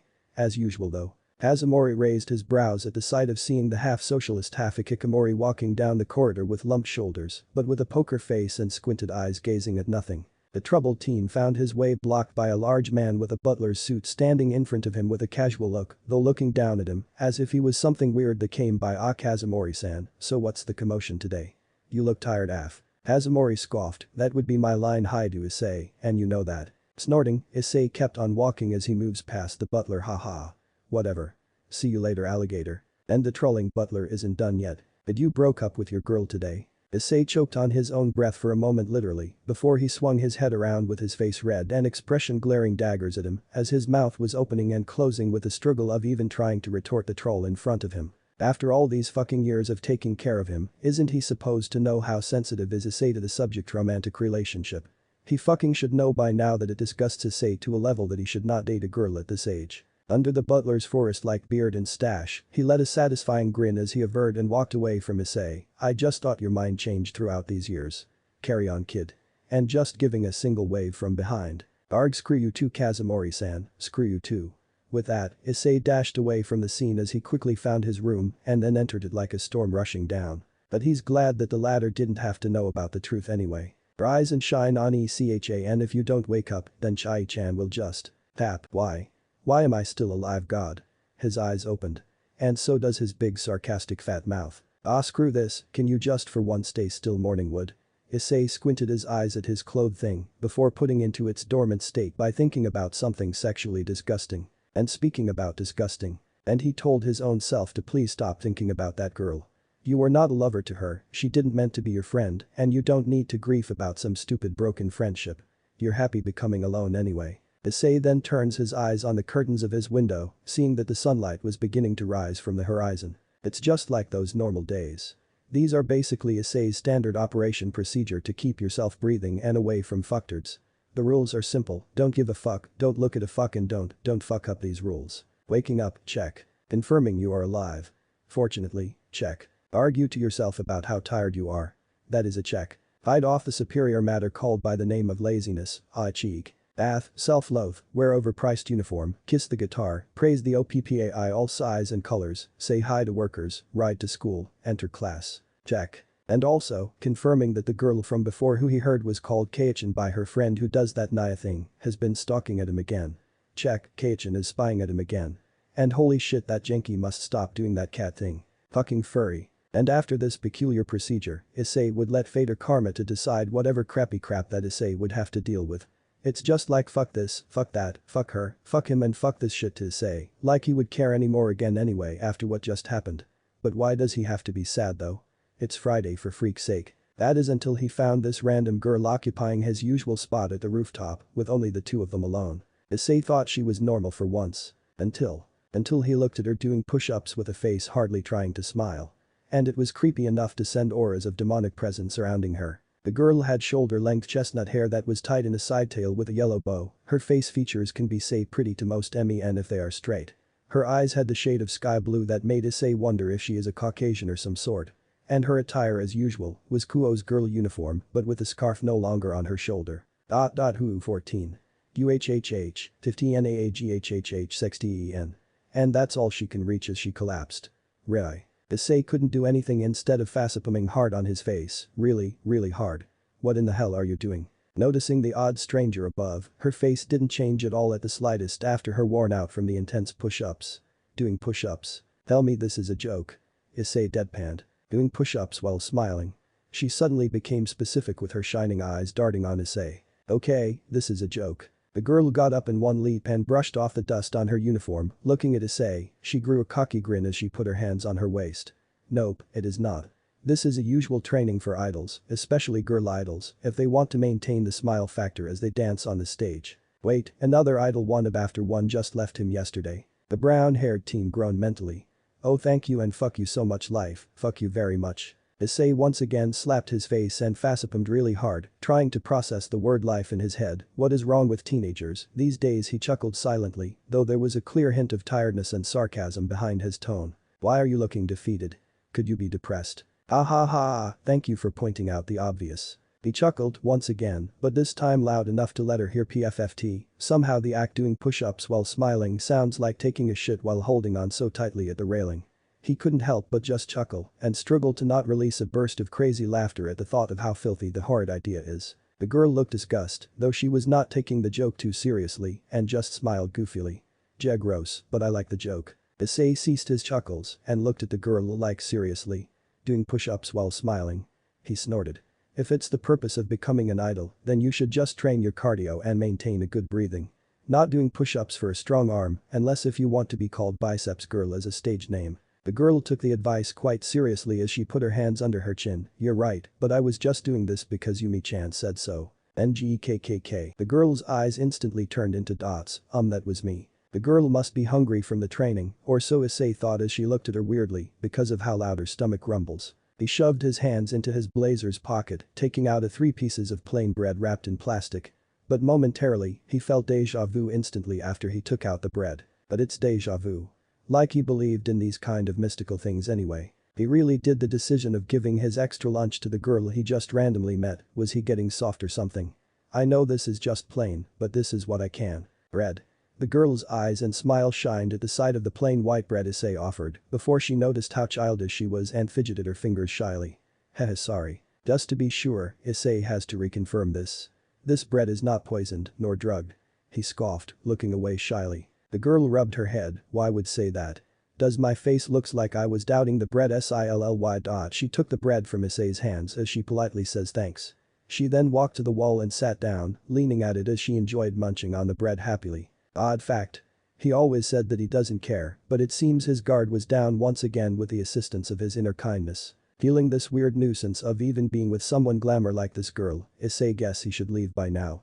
I'll guess I should be on my way. His face suddenly heated up as he felt a soft and small thing wrapping his right hand, then soon he realized that the girl halted his movement by holding his hand. Keyword. Holding his hand, bare hands. But girls' hands are really soft are they? Feels like Issei wants to squeeze it, pull her into a hug, and just protect the owner of the hand because of being so soft and fragile. Waif was Yuri Mainf. She couldn't speak properly since she was still munching on the bun. Excuse him? Her what? She should really let go of his hand now or his face would burn up soon. The girl munched the bread for a moment before swallowing the load and then voiced out, "What's your name?" Cheerily, she looked at Issei. Her blue innocent eyes striked right into Issei, as if her blue gaze just cleared away Issei's grey clouds and make his day and sky blue. "Wait, what's your name?" Memories about her in the past week came flashing in his mind, but he shouldn't really care about it anymore. Hesitatingly or he was actually happy about it, Issei responded finally. "Issei or hi to Issei." The girl's smile widened, then she gave hers, "Kasaka Hinoka. Nice to meet you." Issei's emotion was casual as always, though he holds a good perspective at this girl for now. "Right, then I'll head down now," Issei said as he let go of the hand that was holding him for quite a while, but he suddenly missed the feeling of holding a girl for the first time. "Bye-bye." The girl waved at him despite the reality that they weren't that far. Issei left the scene and normally went downstairs, hoping that anything won't go awkward in some way. But the real problem starts here. In class, so basically, the reference of J0 plus Joe. Issei averted his gaze away from the teacher. The class is quite boring, but the topic is interesting and he has already read all of it. Plus, the topic was quite. Behind the small casement window at the sliding door, there was Hinoka, pressing her face on the glass as she waved at Issei constantly. It freaked Issei in some way. Did she follow him? He listens. Issei ran off on the track as he made a quick head start enough to cut some students, continuing to dash as he made his way at the 5th spot. If he is focused enough, maintaining and having a proper breathing and also avoid distraction. Oh Issei-senpai. Go. Go. Go. And again, Hinoka is always there to freak the living crap out of Issei as she cheered him from behind the trees. Also earning some stares as well. Distracted by his own thoughts and the humiliating side of the girl cheering at him, Issei suddenly was invited by bad luck as he tripped and have his face dragged across the dirt. Male changing room, the IC-sen. Bam. Issei quickly shut his locker door and forcibly leaned his body on it as his face turned pale and shocked, not wanting Hinoka to be found out hiding in Issei's locker. Especially, with all these horny, hormone-driven half-naked guys around. Male restroom. As Issei sat down on the toilet bowl to commence his business, he sighed in annoyance at how that Hinoka has been following him all around since lunch period. But luckily, there is no way in hell that she is going to follow him up to the male's restroom. Oh shit. Looking to his left where the toilet roll is supposed to be, Issei's face turned pale as he realized that a toilet roll isn't there. That is until something fell on his head and rolled on the floor. Looking at it, it was a full toilet paper that has a note on it. Furious, Issei took the roll and opened up the note, only to become shocked and baffled after seeing the note that only says, "Issei-senpai, xddd." Blood drained out from his face, no longer feeling his own cheeks, he looked up at the stall's door, only to be greeted by the familiar face of the chestnut-haired girl. "Hi. Why? Yeah, school's over and it's almost near sunset for the time being. If there is another thing that Issei likes, it's going out from the class and then quickly make his way to his ride and then literally distribute his trademark middle fingers to the school by riding out really loud and flashy with his custom exhaust and just speed through girls' short skirts especially on Friday. And again the problem starts here. Alright. Let's go. Come on Issei-senpai." Issei was dumbfounded as he kept on his deadpan expression, though inside him, he was getting pissed in some way. Hinoka was waving at him as she sat on Issei's expensive bike, bouncily sitting on it as if she was already gotten used with Issei. Issei walked on the direction to his bike and Hinoka. He really didn't mind the company of a person, especially someone cute and honky like her. But she didn't have to follow him up to the male's restroom for friggin' sake. Issei stopped in front of Hinoka, his expression barely balancing on the tip of exploding. Issei looked at his watch momentarily before he shot his gaze at Hinoka. "Hey Hinoka-san, do you know what time is it? My watch is broken." Hinoka looked at her own watch and then responded joyfully, "Yajahin Dezu 4:30. Issei clicked his tongue and smiled merrily. "Oh no, you're right, but actually the time is it's time to stop." He clenched his fist as he yelled at the dumbfounded Hinoka. Is it? I thought there were only 1, 2, 3, 4. Hinoka kept on counting foolishly while Issei stood there frustrated while gritting his teeth. The message didn't went clearly into her head it seems. "Hinoka-chan." Issei turned his body around behind, far-sighted two girls rushing towards them as they waved at Hinoka wearily, their face worried and also mad for the blue-haired girl. The first girl had long silver hair that is also tied in a side tail. Her bangs framed her face beautifully and it looks like a wonder of hair engineering because the lump of hair on her top that went on her bangs. Her eyes are also a beautiful shade of honey that presented her innocence. Her breasts weren't that big, but with the help of Kuo's academy girl uniform, it made her boobs look bountiful. She was rather worried than the girl beside her who looked mad. The second one looked like a warrior, but actually her build is just similar like the other girls. She has long blue hair and orange eyes that made her look like a fighter, though she would look better with a ponytail. And her boobs. Small and flat. But a warrior doesn't need titties. Akatori-chan. Yumi-chan. Hinoka waved at them as she hopped off from the bike. Out of nowhere, the girl who had blue hair was the one to leap at Hinoka and karate chopped Hinoka on the head, surprising Issei a little bit. Oh. What was that for Yumi-chan? Hinoka gripped her head as she groaned in pain. The girl who was known as Yumi clicked her tongue and yells at Hinoka, ha. Of course you deserve that. Where were you this whole day? We couldn't find you anywhere. The two kept on arguing as Issei backed off a bit. As he expected, Yumi is quite aggressive. Issei wondered if these two are also with the idea of becoming an idol. Issei then felt a tug on his left sleeve, turning around to the girl who he assumed is Katori. Amano, did you give any food to her like this afternoon or morning? That's a weird question to be honest. 3 pieces of bread. I heard her stomach rumble so I didn't drugged her or anything so don't 3 pieces of. Both of the girls except Hinoka gasped in terrible shock. Katori abruptly stepped forward with an apologizing look on her face. Sorry. Hinoka-chan is always like this. She would always follow anyone who feeds her bread. Wait, follow anyone? What? Issei's mind jolted in milliseconds at the idea of how vulnerable she is if she followed a complete stranger that looks like someone who came out from a Netara manga and bring her to a hidden place and then would absolutely. Oops, his mind slipped again. Issei is a hentai-loving pervert who secretly enjoys reading H-manga. But never he has ever would like to enjoy reading these hellish tags like NTR, double penetration, rape, gangbang and etc. He prefers those things like happy sex for your and his entertainment. It's okay. I didn't mind her though but next time his face turned grimacing as he whispered closely to Katori and Yumi you know how dangerous it is if she follows a bad person and you know do that to her. Katori and Yumi gave 2 immediate sharp nods at the strong reminder. Horrified by the terrible imagination that could possibly happen to her. Good, now it seems I can be responsible for her, don't forget to tell me if she's gone missing again. Despite how sudden it sounds, Katori and Yumi nodded in approval, accepting the helpful offer from Issei. Issei backed off from them both and then gave them his resort though, it would be okay if you let her follow you the all day. That way she won't go missing again. He scratched his ear and plucked out a rather large booger. Thanks, it's a relief to know that it's you she followed. Yumi exhaled her breath as she palmed her flat as a pancake chest. As if Hinoka was drunk or something, she gleefully spoke you why are you so worried, Issei-senpai here was nice to me. Senpai? The two looked at him, just realizing that he was their senior. Issei then fully zipped on his jacket, taking the helmet on his bike before placing it under his armpit. Yeah, hi do Issei class 3-2. I guess I'll be on my way then. Issei simply introduced himself before he hopped on his bike, starting the engine on with a loud blaring afterwards. Before Issei put on his helmet, he looked at the three and carefully not to be clumsy, he wore a shit-eating grin as he said, "Sort wa." Putting on his helmet and shut the visor afterwards. Hinoka was the one to say her goodbye first. Okay, Issei-senpai. See you next week. Under the dark-tinted visor and the mouth cover of his helmet, Issei smiled, rather surprised and feeling grateful, because for the first time someone who he just met was being pretty damn nice to him like this. Feeling boosted up, Issei finally felt this happiness in his head. Entering the first gear, he slowly rode his way out from the school and then smoothly entered the second and the third, surprising everybody who was walking out from the school gates as Issei accelerated suddenly towards the highway. So cool. The next day was pleasant for Issei. Oh yeah. He woke up pretty late than usual. Now he can do his favorite things all day. Eat, sleep, age and repeat. Eat, sleep, age and repeat. Eat, sleep, age and eat a minute. For a skinny looking person, he eats a lot. And mostly, not all of his meals are all around healthy. If he needs to live, then he has to eat. Though the word live to eat was the word that he would like to use, not eat to live. However, what happens if his vault of food storage has ran out of food in the middle of a war or during a zombie breakout? His body instantly jumped up from the bed as his eyes darted around his surroundings as if he was a dog who just heard the word squirrel echoed through the room. Getting back his senses, Issei dashed towards the end of his spacious bedroom to a door which leads to a small modern kitchen. Opening his personal fridge, his emotion immediately turned into a silent frustrated rage as he found the fridge somewhat empty or the food stocked has already long expired. Sighing, he guessed he should go out to buy some food or eat somewhere.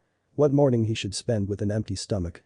Yeah, the factory does have a kitchen and plenty of food supplies, but Issei was dependent, he can take care of himself and he doesn't need to burden people, especially Kazumori-san. Looking at the wall clock, the time shows that it was 8:53 in the morning and by the looks from the shades of light shining on his curtains, the sun is slightly above the horizon. Shrugging, Issei made his way into the bathroom and began to shower. Once he was out, he moved to the end of the room where his wardrobe is and took out a casual set of clothes. It's nothing really special. A gray t-shirt with a full print Doge meme on it, a pair of green pants, a wristwatch, a bead bracelet and a pair black canvas shoes with unshowing socks. Looking at his dressing mirror, he applied his rather pricey but quality hair wax on his hair and then brushed it with his fingers to organize the mess. It may sound weird, but as how much of a moe otaku and a hikikomori Issei is, he still had a sense and style and self-image. Plus, the additional fact that he enjoys all kinds of metal and rock followed by his talents in playing band instruments made him even weirder. A moe otaku who enjoys both cute and dark stuff. Isn't he a little decent looking to talk about hentai and moe things? Or perhaps it's just his huge feeling of insecurity that made him grew a sense for fashion. And lastly, a finishing touch, Issei opened a small shelf on the table and then took out a bottle of perfume. Issei smiled at it. This perfume was the only thing that reminds him of his mother. This was just the 300 yen perfume sold at a summer store, yet he is still fond of it. He always used to be with his mother as a kid after the divorce she had with his selfish father. After she passed away he was taken into the factory. Though he never seen his father nor the side of his family. Instead he was introduced to a butler. Disregarding the sad past, Issei took in the scent of the perfume, letting surge of memories with his beloved mother dance inside his mindscape. He always gets comments from people about this perfume smells just like the scent of a dead person where the dead bathe in rose water and fragrance chalk before being buried. But he didn't care, as long as it smells good just like his mother. Issei sprayed some couple of sums on his shirt before he placed the bottle back into its place. Once he is fully dressed and confirming there are loads of cash in his wallet, Issei made his way outside of his room to his garage. Hopping onto his bike, Issei smoothly rode towards the exit and straightly to the highway, heading to his destination. Line, brake equals. Issei rode his bike at the residential area on moderate speed between 20 and 30 km per hour, appreciating the slow stroll as he watched the quiet but lovely neighborhood he was passing by. And to be careful so he doesn't accidentally ram into someone. He would be totally in a large mess if he does. He rode his way as he watched the beautiful petals of sakura raining on him, enjoying the sight of a beautiful Japanese landscape. He was approaching a junction between the pathway to the highway and a shrine where the gates and the long stairways were. The sight was beautiful as the mix of the red gate, pink sakura petals and yae at a minute. Issei's eyes suddenly darted towards to the familiar people he has just made contact with yesterday. Rather, it's the trio again. Much to Issei's amusement, two of them which he quickly identified as Hinoka and Katori, was running down the stairs of the shrine with a tired face, which Issei assumes that they were running up and back down the stairs repeatedly. And of course, he couldn't miss the obvious blue shade that was up at the top of the long stairs. Which he immediately recognizes as Yumi. Seeing that there is no harm in just greeting them, Issei lowered the gear and pushed the brake as he stopped slightly beside the stairway where the two was running down and approaching Issei without them even knowing it. Taking off his helmet and hopping off from his bike afterwards, Issei made a signaling gesture at the duo who was struggling to keep their breathing and legs still. You too. Hinoka raised her head and darted her vision on Issei. She gleefully responded as she hid back her struggle. Issei-senpai. Oh hey. Katori, who also just noticed her senpai, waved at him as she tried to respond back. Oh hey. I senp. The situation turned slow motion and tensed up for Issei and Katori. The girl slipped her foot on the stairs slightly above. If she falls, she would be in a terrible mess. Issei widened his eyes as he witnessed what could possibly be a fatal accident. Katori-chan. Suddenly, weird memories came surging into him. If it was a bit normal, he would just call it another deja vu. But this time, it isn't. Balance breach. Ultraman Hikari. His mind and body jolted, his legs suddenly picked up speed as Issei dashed towards where Katori will fall. The girl was a mere foot from falling hard on the floor until she saw a flash of blue zapping at the corner of her eye. Then, she stopped. And time went moving like it normally does. Above her was Issei, who was halting her from falling by pulling her into his embrace as they awkwardly posed what seems to be a dance position. They looked at each other in the eye for a rather long period as they both let the sakura petals rain on them. And for Issei, at the very first time he was in bliss that he gets to hold another girl. Especially, her still growing chest was pressing on him, even though it was cloth to cloth. Plus with the additional fact that her continuous breathing that almost sounds like she was doing something erotic didn't help Issei from hiding his arousal at all. And then he came to a realization he shouldn't be holding this girl for quite long. Thank you, I got careless back the I and she fell softly onto the ground with a small yelp. Scoffing, Issei spoke flatly at the girl. Sorry. I think I shouldn't hold you much longer and I fear that I would violate your first time rights. Issei defended himself as he pulled Katori back up. Being this close to senpai and he smelled a bit funny now she noticed. Issei questioned the oddity to himself. What was that and what just happened? And what was that strange memory he had just now? If he remembered correctly he had dreamt about the word Ultraman before. Returning to the original world, Issei and Katori saw Hinoka who was looking at them mischievously. Ho, nice catch, Issei-senpai. Thumbs up and a blushing smile, that was all it took to make her friend heat up. Oh shut the hell up Hinoka-san. Issei rolled his eyes. Hinoka was going to retort when suddenly Yumi ran down between them towards Katori. Katori-chan. Are you alright? Yeah. I'm good. It's all thanks to Ai-senpai. Katori said as she turned her head towards Issei, all of the three looking at their rather tall senpai in gratitude. Sai, you were so lucky this time, if it wasn't for him here. Yumi sighed in relief as she softly hit the back of her friend. Technically, if Issei wasn't here then she didn't need to get distracted and slip on the stairs. Then Hinoka suddenly came into Issei's vision from the corner of his eyes. She was bubbly as ever it seems. Hey Issei-senpai. Wachu, Dewey and Dot. Selective response came into his mind as if he was in a visual novel situation. Three beautiful schoolgirls each with different personality and traits. Selecting a response will affect and change the course of the game and route, completely locking and unlocking different scenes and scenarios, depends on the route and the paired girl. But his response would always be avoiding any romantic routes to be unlocked. That's why rather play the game called love with non-existent two-dimensional female apparitions than possibly hurting a living breathing pure maiden because of the puny game of love that all teens his age take granted of. So the answer is D, none of the above. Don't, what you doing me. But the question is to be expected since I suddenly stopped here on free will. He retorted himself. He looked at Hinoka once and then the two afterwards. You know running down the stairs would be dangerous, what the hell were you guys doing? Hinoka made a dry smile at the comment as she chuckled silently, making Issei fuss an eyebrow at the response. His mind played for a second before he put the puzzle in the map of his head and solved it on his own. It's just like a simple maths problem to him. Hinoka plus idle thing times friends plus training equals 2. Don't tell me you two are also with the idea of becoming an idol. Katori and Yumi took a short glance at Hinoka and then looked at Issei with a dry smile. Yumi was the one who sighed really exhaustedly. At the top of the shrine. The sound of something smacking to a person's face could be loudly heard even from afar. No, it's not someone slapping a person. But it definitely sounds like the smack of despair or hopelessness that echoed through the quiet neighborhood. And yeah, it was Issei. Actually, he facepalmed really hard after completely hearing all of the things that the three, Hinoka, Yumi and Katori, has to explain about the idol group they had create. And unfortunately, it was so saddening that it sent cringiness to Issei's head and not pity. Where to start oh yeah live show. Their first live show they were about to perform hasn't even made a single progress. No auditorium, no proper idol training, no composer, no technician, and the trio Issei laughed so hard it was a pitying tone of laughter after he heard the trio planned to handle all of it alone. The three who was just known as Muse all laid lump on the floor, debriefing from Issei's constant burns and comments that was nothing but agony and irony. I thought he was a gentleman for once, looks like I was dead, wrong Yumi sighed as she clenched her fist, though she didn't even have the energy to do that and just showed hostility towards Issei. Hinoka cried, her pitied gaze matching on Issei's own. Moo. Why you gotta be so rude? We just don't have supporters. That's all.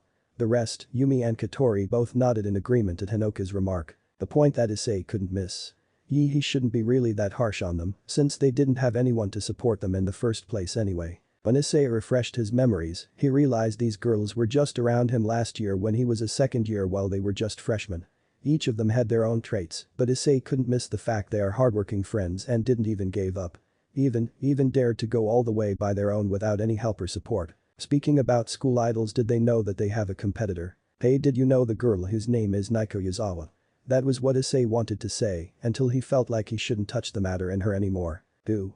Hinoka looked at Issei with curiosity. He looked away and accidentally swallowed his own spit, trying to make a diversion. Nothing, it's nothing big. Issei moved slightly to the stairway and sat on a row.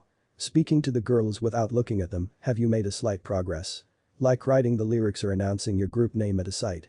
Issei flatly said as he picked up a small pebble and randomly fidgeted on it. Hinoka lit up from her place. Ooh.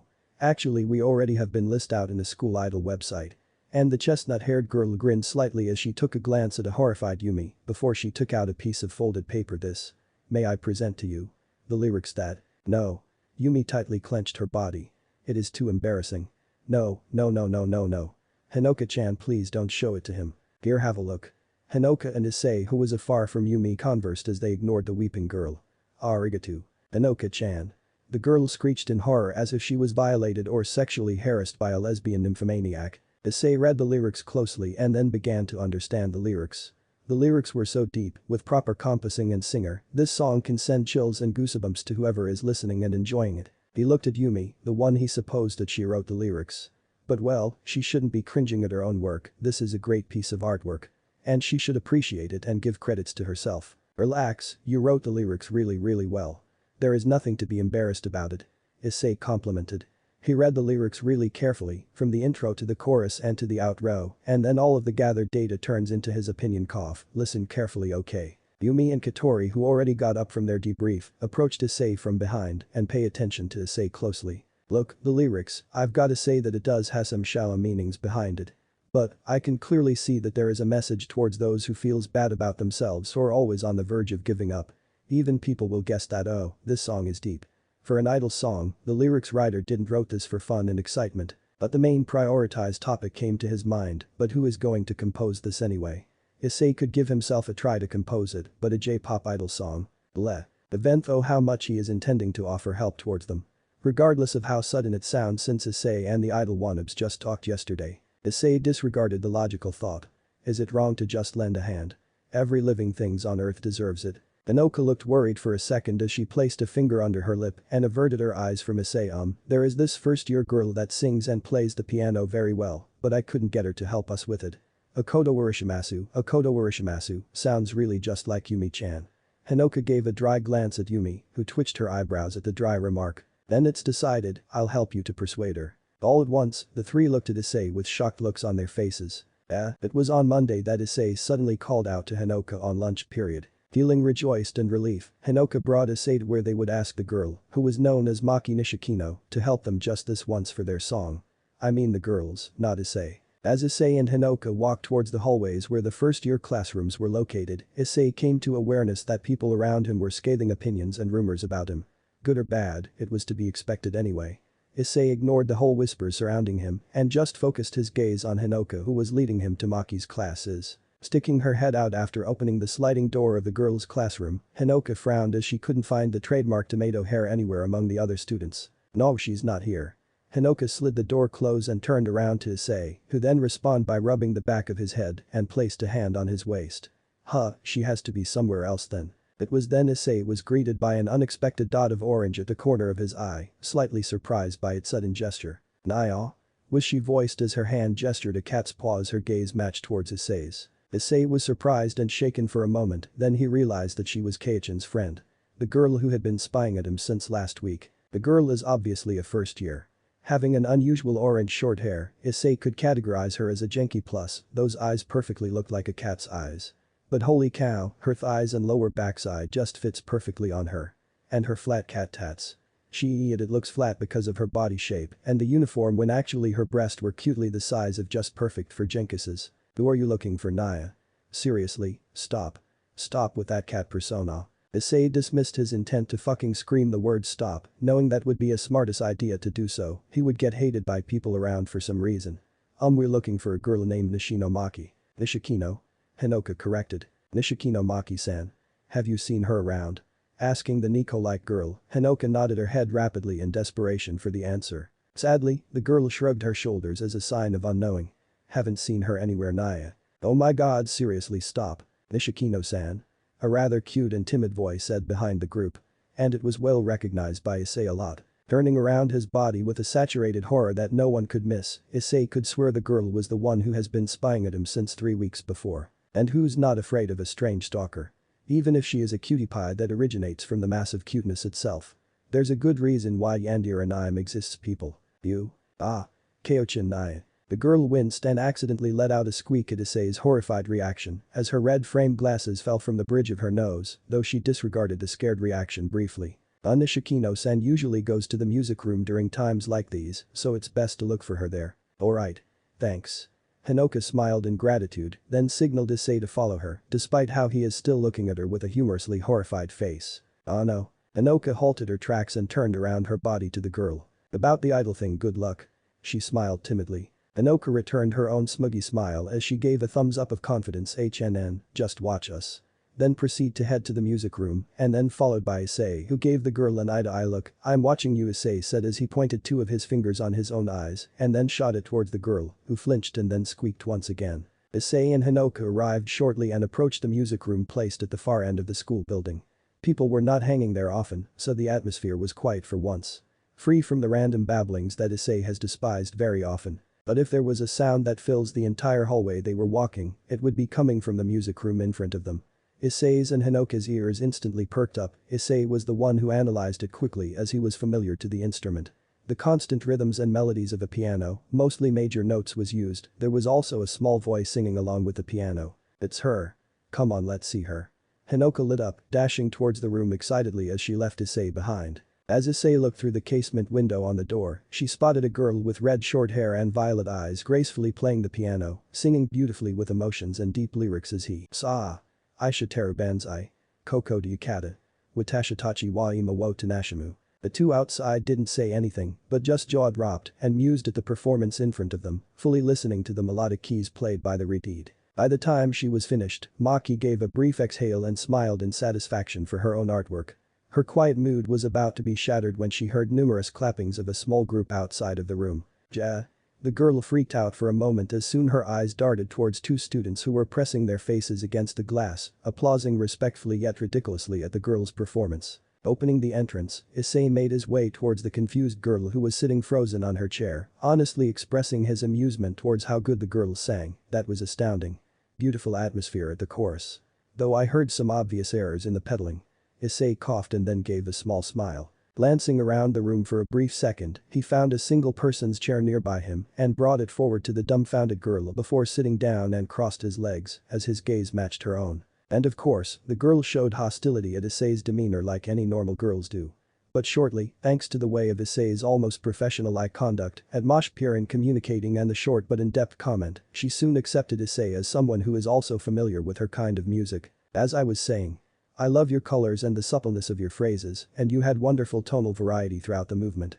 Your playing is detailed and refined, however, I wish your pedaling was little more gentle and subtle. The way you play the piano is graceful, but try slower and gentler pedaling so you won't foot tap or trigger damper sounds on the strings. I know that the song was quite atmospheric and will totally trigger your feels, but don't get too hype up or you'll lose it and mess everything up so. Issei glanced around once, looking at Hinoka and then the girl. Only to realize that he has shown one side of him he never revealed. That is until now. In conclusion, making it short, it will kill. Issei resolved. And that was a compliment for a good nice music, not blades that will kill with an emphasized E at the word kill. The girl looked thunderstruck as ever. Surprise. She never got complimented nor judged since she learned to play by herself since she was 11. And this familiar looking senpai who doesn't look nice at all suddenly came in and then sat on a teacher's chair and criticized her just like a pro would. How dare him. She did felt happy when he said he liked the song BBB, but it's just. No. And Hinoka. Oh, she heard it all, and Issei will have to confront a large accusations from Hinoka about why is he hiding his refusal to compose the song for them despite he is offering a huge hand of help. She wasn't responding at all and just gawked at Issei with a struck face of shock and somehow, astonishment. Wait, no, she wasn't looking at him, but rather it's just her paused brain that malfunctioned all of her senses it seems. Leaning in front slightly next to the girl, Issei's wonderfully trolling side kicked in as he placed his fingers on the major notes and officially, pushing it harshly haha. On, Jai. The act instantly produced an unpleasant sound of horror, making the girl shriek in shock. Hello? Mademoiselle. Were you listening? The girl tensed up, as if she was being taught a ruthless lesson by a grandmaster. Ooh. Ah. Yes. I was. However, she soon realized that this person in front of her was the same person she saw every day. Walking like the undead. Stray away from people like an undead. Gaze at people like an undead. Yet, here he is, a complete and totally different person than the one who has always walked alone on his own random path. And he also, even though in a joking manner, called her Mademoiselle. No. The girl looked around to the door, finding her senpai from before standing there as she nervously greeted. She sighed, looking at Hinoka with a tired and defeated manner, as she knew what Hinoka was about to say. You really don't know when to give up, do you? Hinoka stepped forward as she giggled at the remark. That's why even Yumi-chan gets mad at me very often. She sticked her tongue out playfully. The girl regained her composure of arrogance as she straightly denied whatever you're going to say, I will not agree to this. Sorry, but there are worse things I could agree to, but I couldn't think of any at the moment. Then compassing the song is agreeable, isn't it? DGGGRRR this girl. I prefer songs like jazz and classical. Your kind of pop songs are shallow and lacks of feels and depth. She arguably remarked, yet another reason for me to not participate in such activity that only consists of blind fun and excitement. Hinoka couldn't respond until someone chose to butt in the argument. I too had think the same way, Maki-san. Issei said in agreement, fidgeting his hands on some triangle-looking instrument he reached just at the corner of a shelf. Maki gave Issei a blunt look, crossing her arms and twined her hair with her fingers. And you, why are you supporting them in this idle thing anyway? Far as I seen you never had talked much until now. Issei snorted. Again. Like really? Does she even know the truth behind him? For 5 months you are here in this school and you have only been watching at me? How flattering.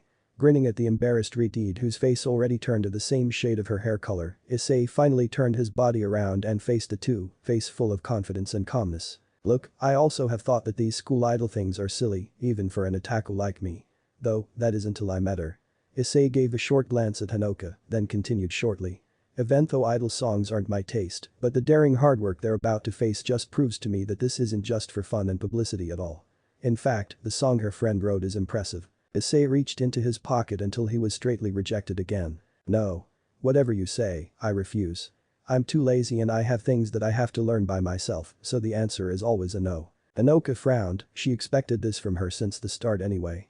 And at least, there was someone who understood and offered them a. Then how about this? Issei's sudden seriousness in his voice grabbed their attention, fully, as he threw Maki a gambling grin. You can do push-ups, right? Answering, Maki replied harshly, oh of course I can.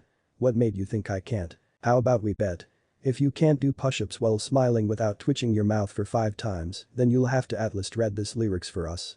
Only smiling though, grinning in pressure is not counted. And if I win? Issei HMMP, grinning so confidently like he knew what he was doing. If you win, then we'll leave you.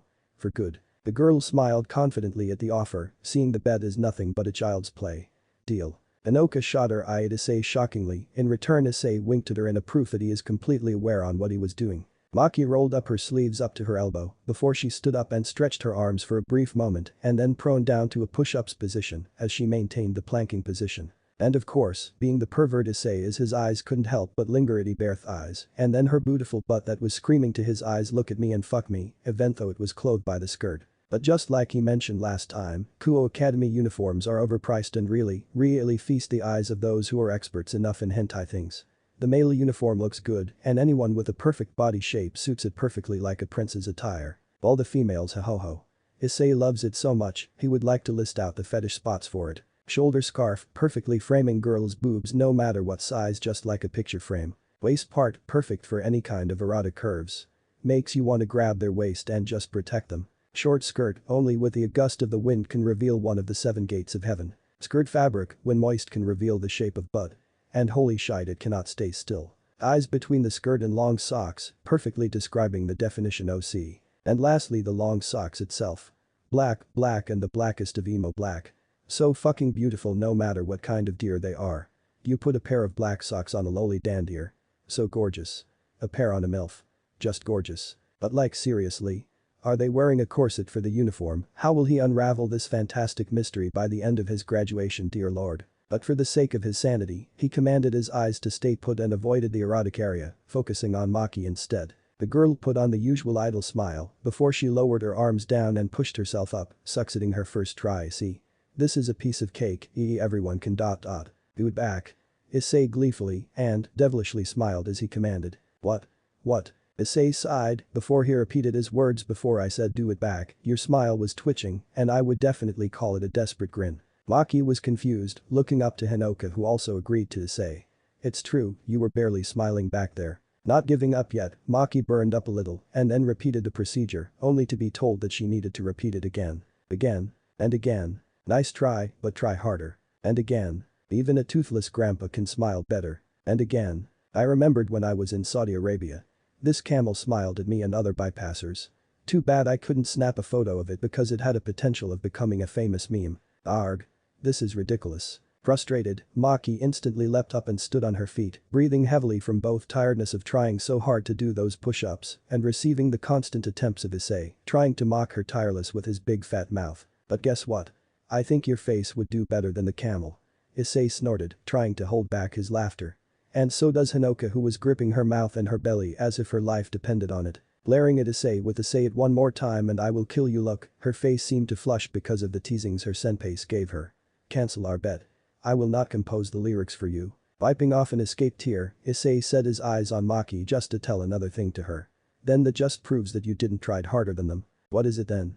Maki looked at Issei with questions in her mind, listening to what the person was about to say next, as she knew who was the subject them. I'll tell you something.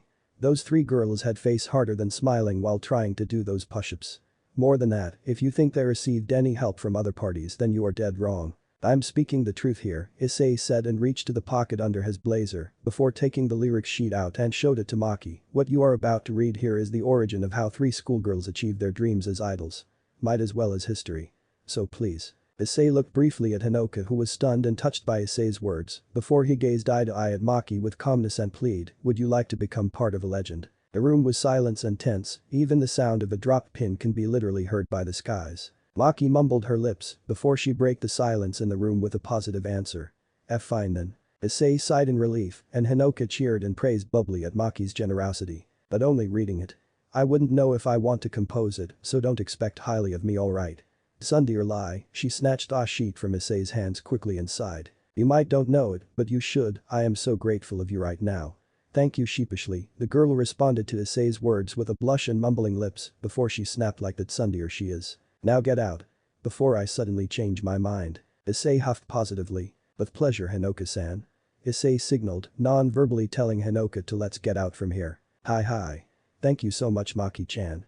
You're the best cowhide I've ever had. Hinoka merrily said as she gave Maki a brief Nugian hug, who froze in place at the sudden gesture from Hinoka. The two walked out from the music room after sliding the door close, leaving a baffled Maki alone in the room with the lyric sheets in her hand. Would you like to become part of a legend? I'll become one you'll see. Gingerly closing the door behind him, Issei looked back once more inside the room through the semi-transparent glass. Finding Maki who has already returned to her business which is scrolling through her phone and while reading the lyrics lamely. Issei rolled his eyes. But none than that and most importantly, he got the girl to read the lyrics, and that's it. And Issei was glad, through his eyes and experience of talking with fake people, he saw right through Maki that she was going to take serious in this business. Though he wasn't really that sure and he would just pray and hope that she would kindly do so. Switching his glance to the side, Hinoka looked at him with a shit-eating grin as she smiled at him in triumph. Returning the grin, Issei raised his palm and then both of them exchanged a high five, silently cheering behind their voices. Hinoka-chan. Issei-senpai. Issei and Hinoka turned their heads to the side, finding the newcomers approaching them with questioning looks. Katori-chan. Yumi-chan. Approaching them from the hallway was Yumi and Katori. Yumi sighed, what is she going to not expect anyway? All that she smelled since she arrived here was traces of bullshit weight and also the smell of rose and fragrance chalk. Hey, don't look at me like that. I know you're smelling what I'm cooking. Issei defendingly said at Yumi, putting his hands on his waist. She rolled her eyes to the back. Nah. We got it. We got her to compose the lyrics for us. Hinoka came forward, excitingly gripping both of her friend's hands who responded with shock. Sighing in relief, Katori was glad for once that things Hinoka tried to commit didn't turn out bad. Not that she didn't want the song to be composed. She then switched her glance to Issei, the one happened to might be the cause of the success for this, so you really did it senpai. Issei smiled meekly, raising both of his hands in the actually no manner, nah that was nothing, all it took was a vast library about music, experience and honesty when it comes to things like this. But which in this case, this library is in my head so talking and persuading is nothing but a. Issei stopped his babbling, seeing that Yumi was glaring at him as she stood in front of Hinoka and Katori, defending them as if Issei was a huge threat to them. Hinoka looked at the situation wearily, Katori was also confused by the sudden change of atmosphere. Yumi-chan. What's going on here? Katori glanced at Hinoka momentarily, getting a shrug of confusion as well. He suddenly appeared before them and suddenly offered a handful of gold, like who the hell doesn't have an awareness towards a hiding devil in front of them. Issei opened an eye, finding Yumi still glaring at him as she clenched down her fist, showing her intent to defend her friends. What do you expect from us anyway? Suddenly helping us like this, what is your motive? Then there was silence. It only took a short second before the sound of Issei's sigh resonated, grabbing the attention of the three who has awaited his answer. You know I'm just offering help whenever and however I can, and if I will do it, I'd do it really sincerely and openly. I'm not expecting something in return, but I'd just like to help people, okay? And besides, can you do this alone? Yumi answered confidently, of course we can, until you budged in our business. Issei snorted. Remember? You guys got a hard time at even picking a group name by yourselves. Yumi flinched at the ironic comment. Look, I'll do whatever I can until you guys are dependent enough. But for now, I have nothing else to do and I just want to help. I don't want anything in return but just think my help is an accident. The atmosphere lightened. Hinoka and Katori both brightened up their faces cheerfully while Yumi stood there between confusion and doubt. Issei slid his hands in his pocket besides. Issei's sudden silence caught the attention of the three. Standing around doing nothing won't get me anywhere. The shounen main protagonist. He questioned himself if his life can get interesting after this. Plus, walking away after awesomely saying your own quote that made people's mouth shut tightly.